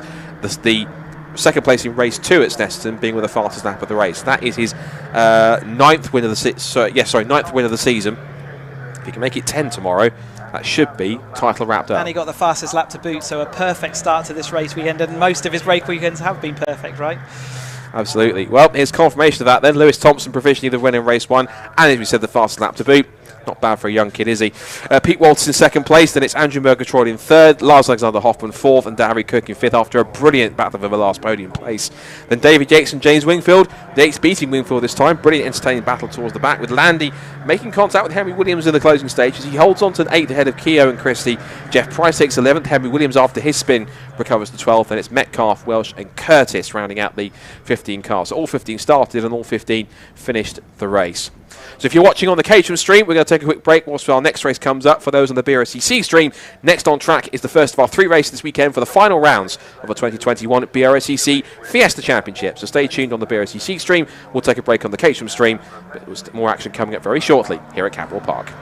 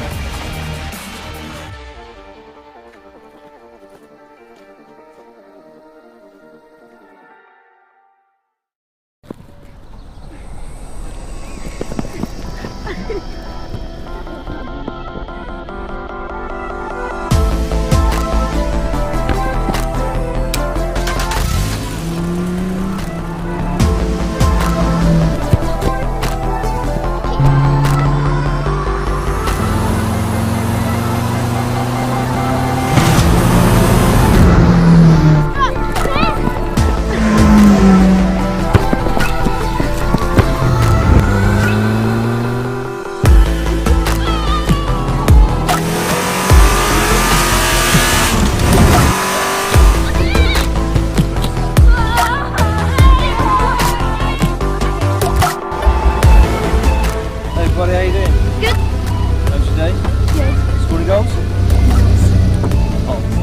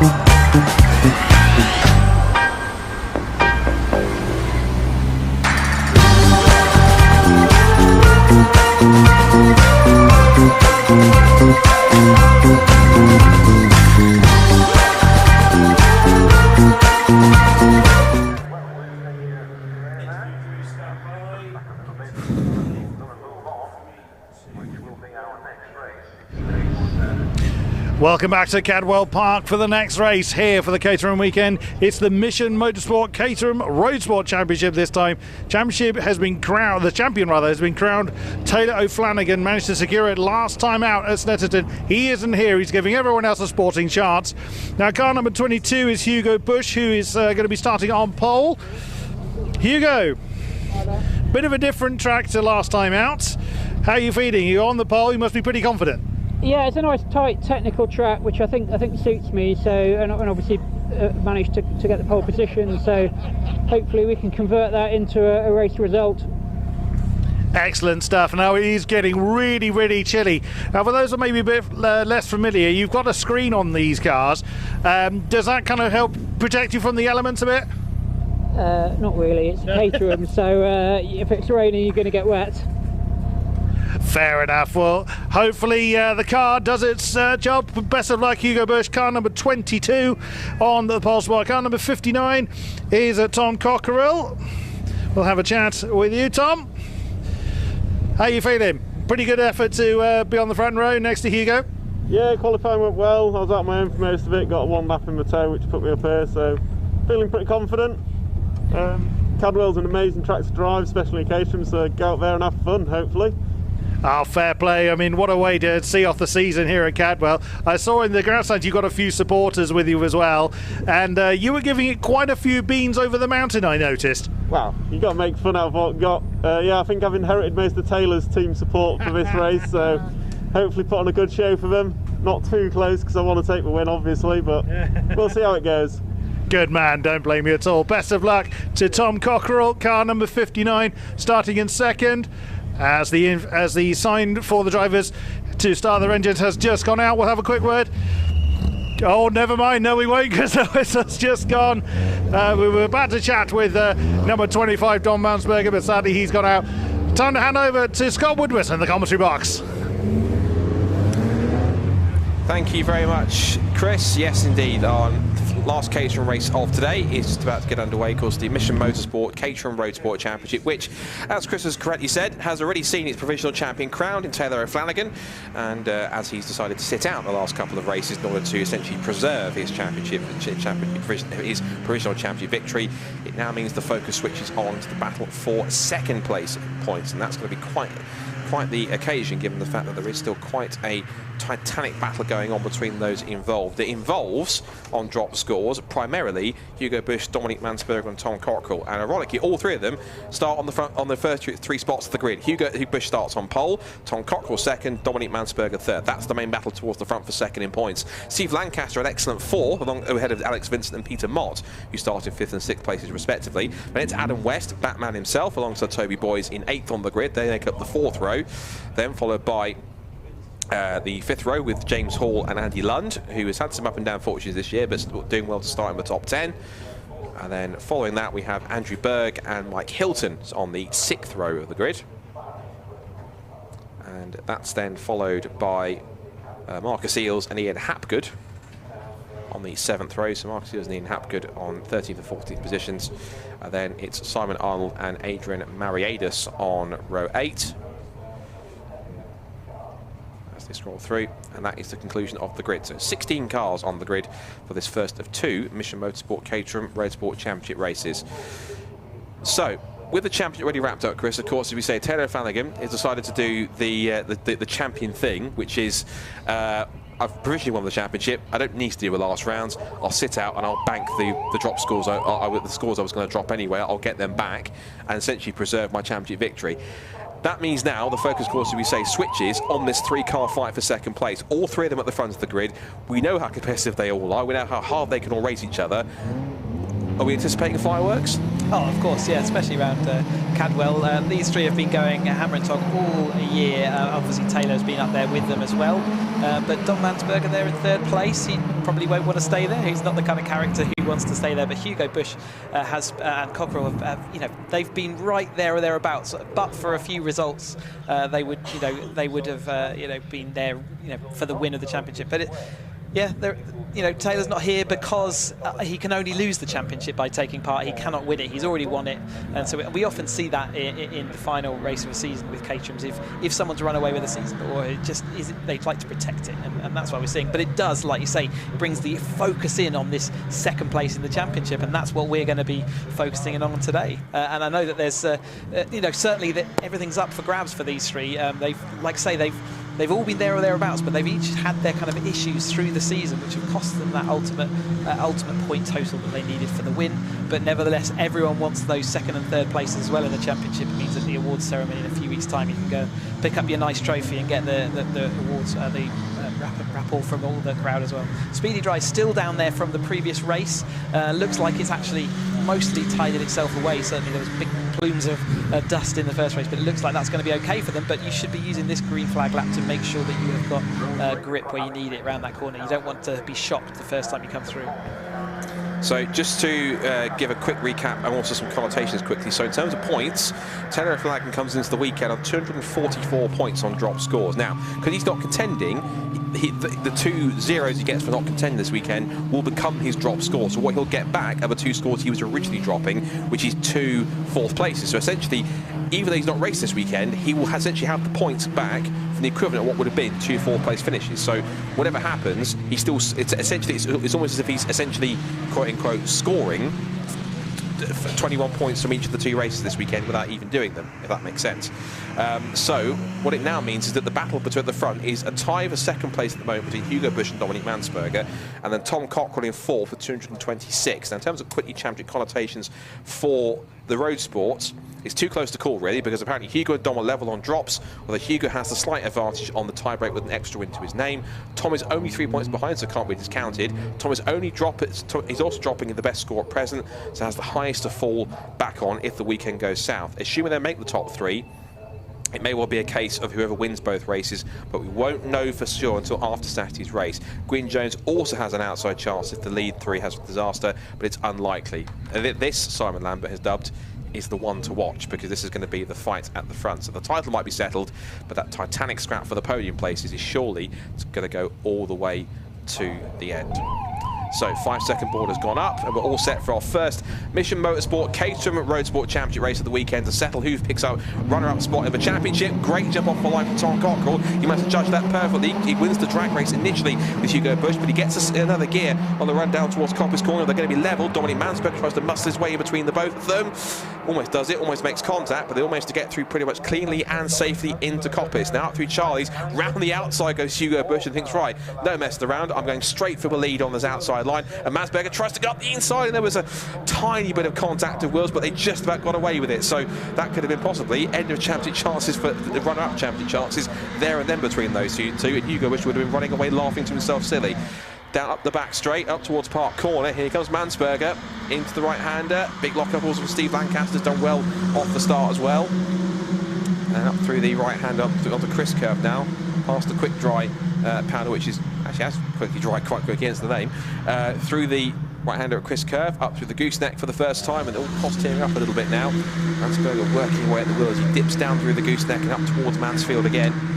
Lancaster holding up Alex Vincent, who Alex has had 1 or 2 points in the season when he's shown really good strong pace and charged his way through. In 5th position right now, but this battle is all starting to hot up already in this opening lap. But so far, Chris, is advantage Busch because he's trying to pull away, whilst Mansberger and Cockrell are so focused with themselves, they're letting him try and pull away a gap in this early lap. But Mansberger is looking like a man on a mission at the moment. He's the attitude of that car is very much, I want to go forward. He was taking no prisoners, was he? He was absolutely, pushing forward through that first, and we saw a bit of contact through turn 2, but it didn't actually cost him any momentum, and he was still able to make that pass stick at the top of the hill. They've had that 1 lap through the speedy dry showing that they've still got rear left grip, which was quite important at that point. But Mansberger now, obviously he's got to worry about that gap in front of him. The toe is very powerful, and Roadsport maybe even more so because of the screen that we were talking about in the assembly area just then. whilst it doesn't protect you from the elements, it certainly causes more drag on your car, and therefore the powerful toe that we already know is even more powerful in these Roadsport cars. Yeah, particularly with these cars are aerodynamic, but they do put quite a punch when it comes to the hole in the air that they make, which means that the cars following get quite a large advantage to getting pulled along up the hill. Case in point, Tom Cockrell's got a great toe on the back of Dominic Mansberger, and here he comes to the outside. The red and white car, one of last year's the outgoing Academy champions from last year, now holding on to the position now. And Steve Lancaster, I have to say, having his best race today, because Steve Lancaster had a brilliant qualifying in 4th position, and whether it's just this circuit or not, he's in there at genuine pace, looking up the inside for a genuine chance for a pass. It's Cockrell, he looks again up through the gooseneck, but can't find a way through. But Steve Lancaster, as Mansberger runs a little wide on the exit, Lancaster genuinely is impressing me in this first race initially so far. Strong qualifying in 4th, and on genuine pace, he's keeping with this battle for 2nd. Yeah, it looks like Cockrell up the inside there of Mansberger. That's squeezing it down the inside of Mountain. It does mean that you're on the outside. He's actually backed away from it. Actually, I think that's probably the sensible call at that point. Like you say, Lancaster there in 4th. I wonder whether he's a local driver, because it's sometimes you have people who have been to the track and maybe just know it that little bit and have maybe done a few test days and track days. But yeah, Cockrell there doing, I think, the sensible thing at that point of the track, which was to actually back away from that move, which would have only actually seen him around the outside of the mountain, which was not a good place to see. We saw Gordon Sawyer spinning out there earlier today, so I think that was a good call. Down the pit straight, end of lap number 2. 3.5 minutes in the books. It's the end of the first proper flying lap. So the first proper fastest lap of the race does go to leader Hugo Busch, 1:40.927, as they push the blades of grass around the outside of the momentum of the cars. It sort of rushes past down towards Coppice Corner. So Mansberger holds on to that 2nd place. Mansberger in the black and green car, number 25. The red and white car, Tom Cockrell. Steve Lancaster in the kind of lighter, sort of slightly paler yellowy green, number 49. And then you've got Alex Vincent in the grey and green machine in 5th position. Up towards Park Corner again. Mansberger just going towards the middle, then back through again, so they have switched back around again. So the toe off the corner was strong enough to give Cockrell the run up Park Straight to make the move before they even got to the braking zone. So, and that's a crucial thing, is if you get a strong enough run, we've seen that a number of times today already. You can make that happen and do that. It just depends on how good your run is off the previous corner to get the toe up the hill. And having a toe up the hill is much stronger than you think it is, because it really can give you so much advantage. The resistance that you get up the hill, it might be a little bit stronger to do so. Now, what's going to be interesting also is now Cockrell's ahead of Mansberger. How much can he pull away, which he's trying to do now, to close back down what's currently a 1.7 second advantage that Hugo Busch currently has. And we know how strong Hugo is, because if he's given a chance to get out in front, he's done it several times before this year, he will take it like a shot and he will run off like a greyhound chasing a rabbit. It's going to evaporate. I think by the next time they come across the line, that gap will have gone. Cockrell is actually flying, now he's got through from Mansberger, but equally it would have been disappointing for Hugo to see that battle wasn't more intense and more side by side going into that bend. I think by the fact that it sorted itself out before we even got to the turn has meant that this front battle is going to compress right back up. Busch is not far enough ahead to make that break stick. Case in point, there we go, look at that. In fact, look at that, the fast lap of the race. Hugo Busch did 1:40.5, Tom Cockrell at 39.6. He's a full second lap quicker than Hugo Busch at this current stage of the race. So Tom Cockrell is driving like his life depends on it at the moment. So he's got the gap down to a fraction over a second. Mansberger has now dropped back to 2.1, back to another 1.1 seconds back. So he's got to hold on, and Peter Mott is pushing it. There's James Hall actually who's pushing it very hard. Got sideways, and look at this. Tom Cockrell has caught Hugo Busch incredibly quickly. So, boy, is he ever got in terms of pace. Whether he just likes the circuit or the car's working well, I don't know what it was that he had for lunch, but whatever it is, he's propelling him pretty quickly. But it's the power of the toe, Scott. That's exactly what we saw. Hugo Busch was not far enough ahead. In fact, he was the perfect distance ahead for Cockrell to gain all that toe down the backside. Lancaster, last time out, put a wheel on the mud there, and we've seen Hall do the same thing. So it's just, you've got to maintain that concentration for the entirety of this race. They've got 20 minutes to concentrate around here. They've done some epic racing all year, but it's certainly, you've got to be precise. But here you go, Hugo Busch is, as I said, his lead has evaporated with the Cockrell. Well, look at that brilliant jump over there to keep us amused through the high jump contest that we've got going on as well. Yeah, the Caterham jumping contest that's going on all weekend at Cadwell Park at the Mount. It's a bit like Collins Crest in Sweden in the World Rally Championship, where they try and get the highest possible jump. I think the award at the moment for the highest possible leap impossible to go to Gordon Sawyer all weekend because he got the car not only off the ground, but the back of the car was higher than the front. It was incredible. He obviously stood on the nose to try and make sure that the brakes try and bring the weight of the nose down. Cockrell again with another new fast lap of the race. It's 1:39.5. And again, Bush has got into 39s, but he's still 0.4 of a second slower. In terms of lap time, Mansberger hasn't got a response yet. He's at a 40.5. He is the third fastest man on the track, and everyone else is doing 41s and 42 backwards. But at the moment, he just has no response for the top two. Bush just needed that battle to go on maybe one more lap, and he would have been away. But as it happens, it didn't, and therefore he's not. And like you say, Mansberger just has not quite got those couple of tenths it needs to be able to cling on. However, these two now going side by side is going to slow them down, and they're going to have to agree to disagree on who's going to win that corner. Mansberger might therefore get the run back on them, but he's not going to do it today based on pace alone. No, it looks like the Cockrell has he got himself in front. It's tough to call, but they were still side by side exiting Chris Curve towards the gooseneck. Change for fourth though. We've got Alex Vincent ahead of Steve Lancaster, and James Hall is in there as well in sixth position ahead of Mott, West, Boys and Lund. There's the scrap for fourth as it comes down through the gooseneck. A little twitch from Steve Lancaster now with James Hall with his tail up, and there has been a change. There it is. So Tom Cockrell is into a lead then, past Hugo Bush. That's all he needs to try and do to try and get that on, because of course he came into the weekend on points. He was 3 points behind both Hugo Bush and Mansberger. So out of the places he wants to be in the league with both behind is exactly where he wants to be, because he's gaining those points back on them on those drop scores. So this is exactly the plan going to work. What he now needs is ideally Bush and Mansberger to start battling. There's a big strap going on behind, which we'll sort out in a second. He needs Bush to start falling backwards towards Mansberger for them to fight, and then to be caught by the guys behind the fourth downwards. If that happens, it's far-fetched, but 11.5 minutes, anything can happen. That ideally will see him start to not only pull away, but see the risk of both Bush and Mansberger dropping backwards and losing even more points that brings him right back into contention for that runners-up spot. Well, Cockrell gains another point because he get 2-point gap between the leader and second place anyway, and he's also got fastest lap of the race. So actually, that is a 3-point swing immediately without having to be pushed back into the field. But nevertheless, he wants to see that happen. I don't see that actually panning out. I think those top three here just have an extra bit of pace above the pack that are following. So watching on that scrap for fourth then. Looks like Alex Vincent already out of shot. Here comes Bush with a retaliation back into Park corner. Looks to the outside line, looks to the switchback, and look at Mansberg. He thinks, right, you two keep on battling. Time for me to start to close back in now. Exactly what you said, Chris. Lock up there from Alex Vincent as he tries to hold on to fourth. There's battle for fifth going on still between Lancaster and Mott. I think these two have been quite close to each other all season in many cases, so good to see them battling and continuing that scrap going on. Looking at the points, Steve Lancaster 10th in the points coming to the weekend, Peter Mott 30th on drop scores. So a great performance for them to be up there, right there battling with this, not away from the lead group. But Mansberger there really closed up on that lap, didn't he, with that battling? So whilst I said he wasn't going to do it on speed, he might well do it by the fact that these guys are all tripping each other up at the moment. Over the mountain, 1, 2, 3. Nice little leap there from Mansberger. Our latest entrance to the Caterham jumping contest. Judge who was the best so far today in the comment. Fourth place downwards, Alex Vincent. We've then got Lancaster, Mott, James Hall's dropped a couple of places, and also in there too is Toby Boys.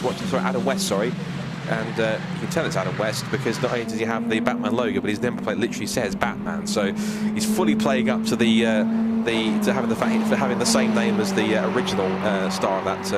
Who played the original version of the superhero. 0.7 of a second between Cockrell and Bush, with Mansberger a further 0.6 back. So top three covered by 1.3 seconds. A few personal bests from 5th down to 8th from those drivers. Lancaster, Mott, Hall and West, they're all improving their pace and looking pretty competitive. And now they start to close back in again now. What kind of races would have been if we had Flanagan and Gwyn Jones and a couple of others in the mix? That would have been quite fascinating. They've been absolutely hammer and tong all year, and it's been really great to watch such a strong grid of 4 or 5 drivers there all going at it every single race, and really exciting watching. And whilst there's only 3 of them here today, they're still giving us a show, aren't they? Interestingly, Cockrell there had enough of a lead going out of Charlie's to maintain it going in to Park at the top of the hill. So whilst the gap is reduced here, the last 2 laps we've seen him extend it out again as he's going through those park bends and through the hairpin and barn. He just manages to extend it. Just a note at this point that he still looks the fastest on this track, but ultimately it's going to be those little mistakes that are causing. You can see that gap just again slightly extending. It was right at Mansfield, it was right nose to tail, but now it's spreading out again. I think there's some can't remember who they're for. I think there's one or two signs that are being put out for some of the spectators up at the complex at the mountain. As we saw, Lancaster got a little bit sideways on the exit, just off the top of the mountain. Now he's under threat from James Hall and Adam West as they turn through the Hall bends now. This is on lap 7. As they wind their way back down towards the hairpin. Very tricky part of the circuit under brakes. Wind on the steering lock, turn through the hairpin, and back again through the right-hander at Barn.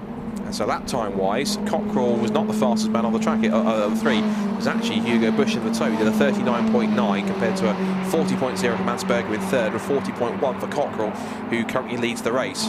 West looking to the outside of Hall as they come up through Coppice again. This is on lap 8 as they come up through the right-hander. So it looks as though at the moment it's stabilising between 4th and 5th position down to about 9th place. There is Alex Vincent. So, and here's the battle for the lead. Here comes Bush again round the outside. Right, pass around the outside. Will he try that for size? And round the outside, which you've seen more than once today.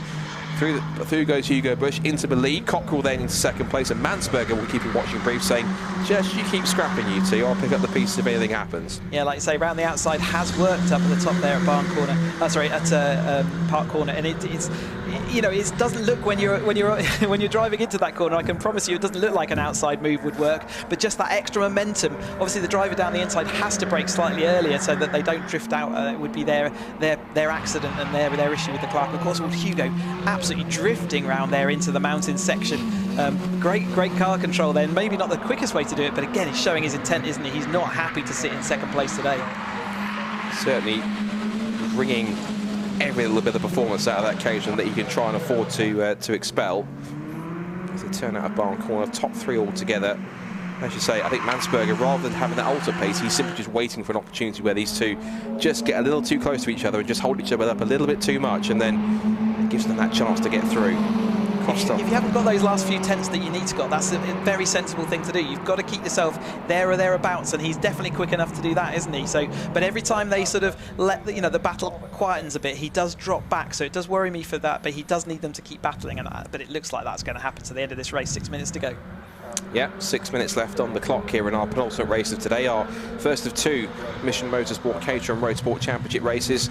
There is Dominic Mansberger. I'll tell you one thing for a fact, if it was raining, Mansberger will be all over them, because we know he's a renowned wet weather specialist in these Caterhams. Back into the lead goes Cockrell with the toe up towards Park Corner, so he gets back through.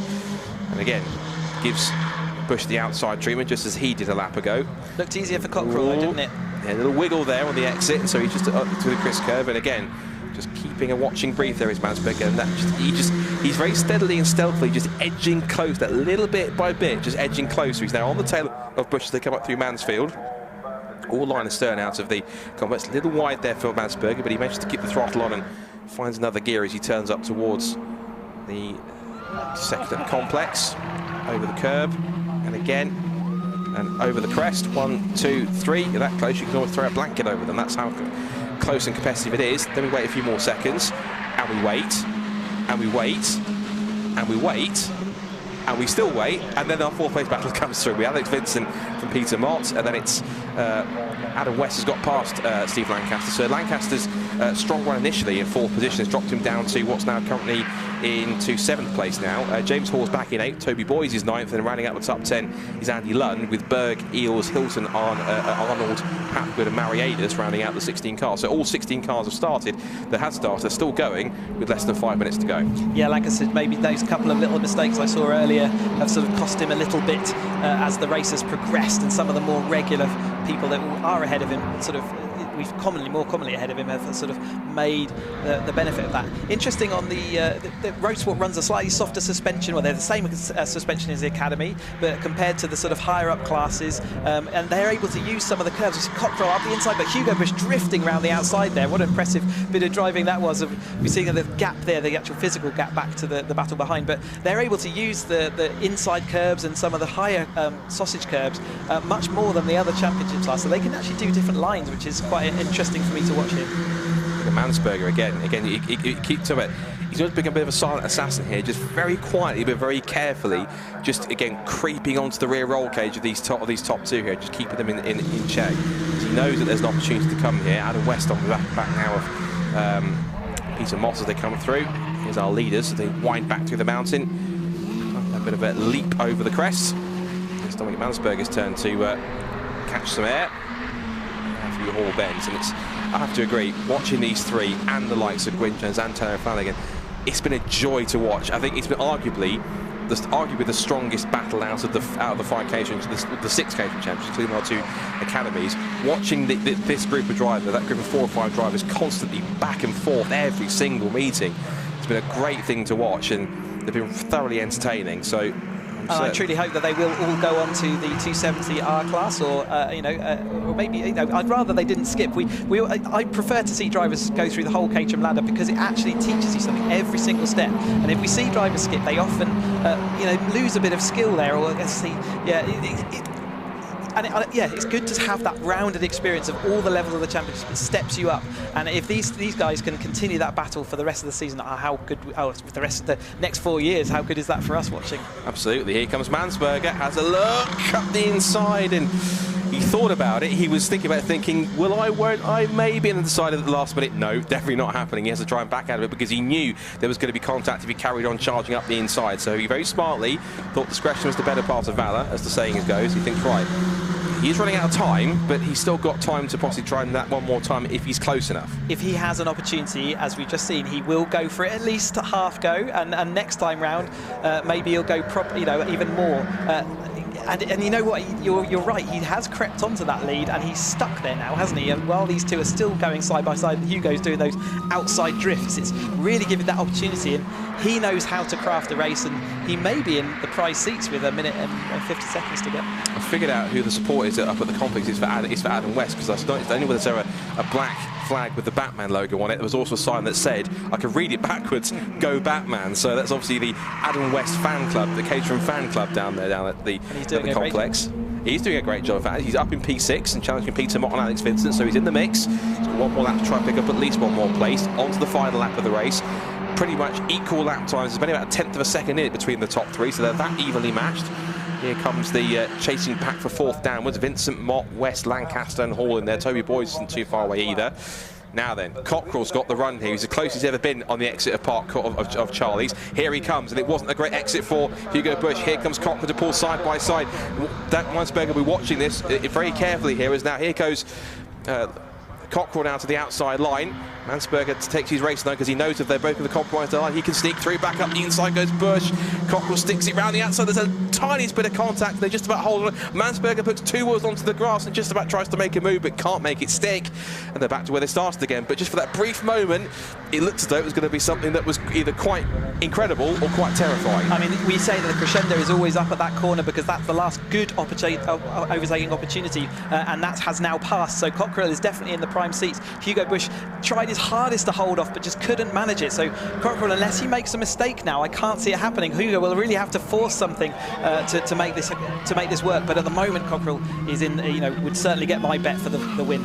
Over the mountain for the final time. Mansberger not giving up the pursuit. If he's going to make this, there's going to be a change here. It's going to have to be exiting Barn Curve and on the run towards the pit straight. It could be a Caterham photo finish if the exit for Bush is good enough, if he can make it happen. The clock ticks down to 0 now, so if is there any last chance is going to be in here, but I don't think he's close enough. He's got a good run out of Barn Corner for the last time.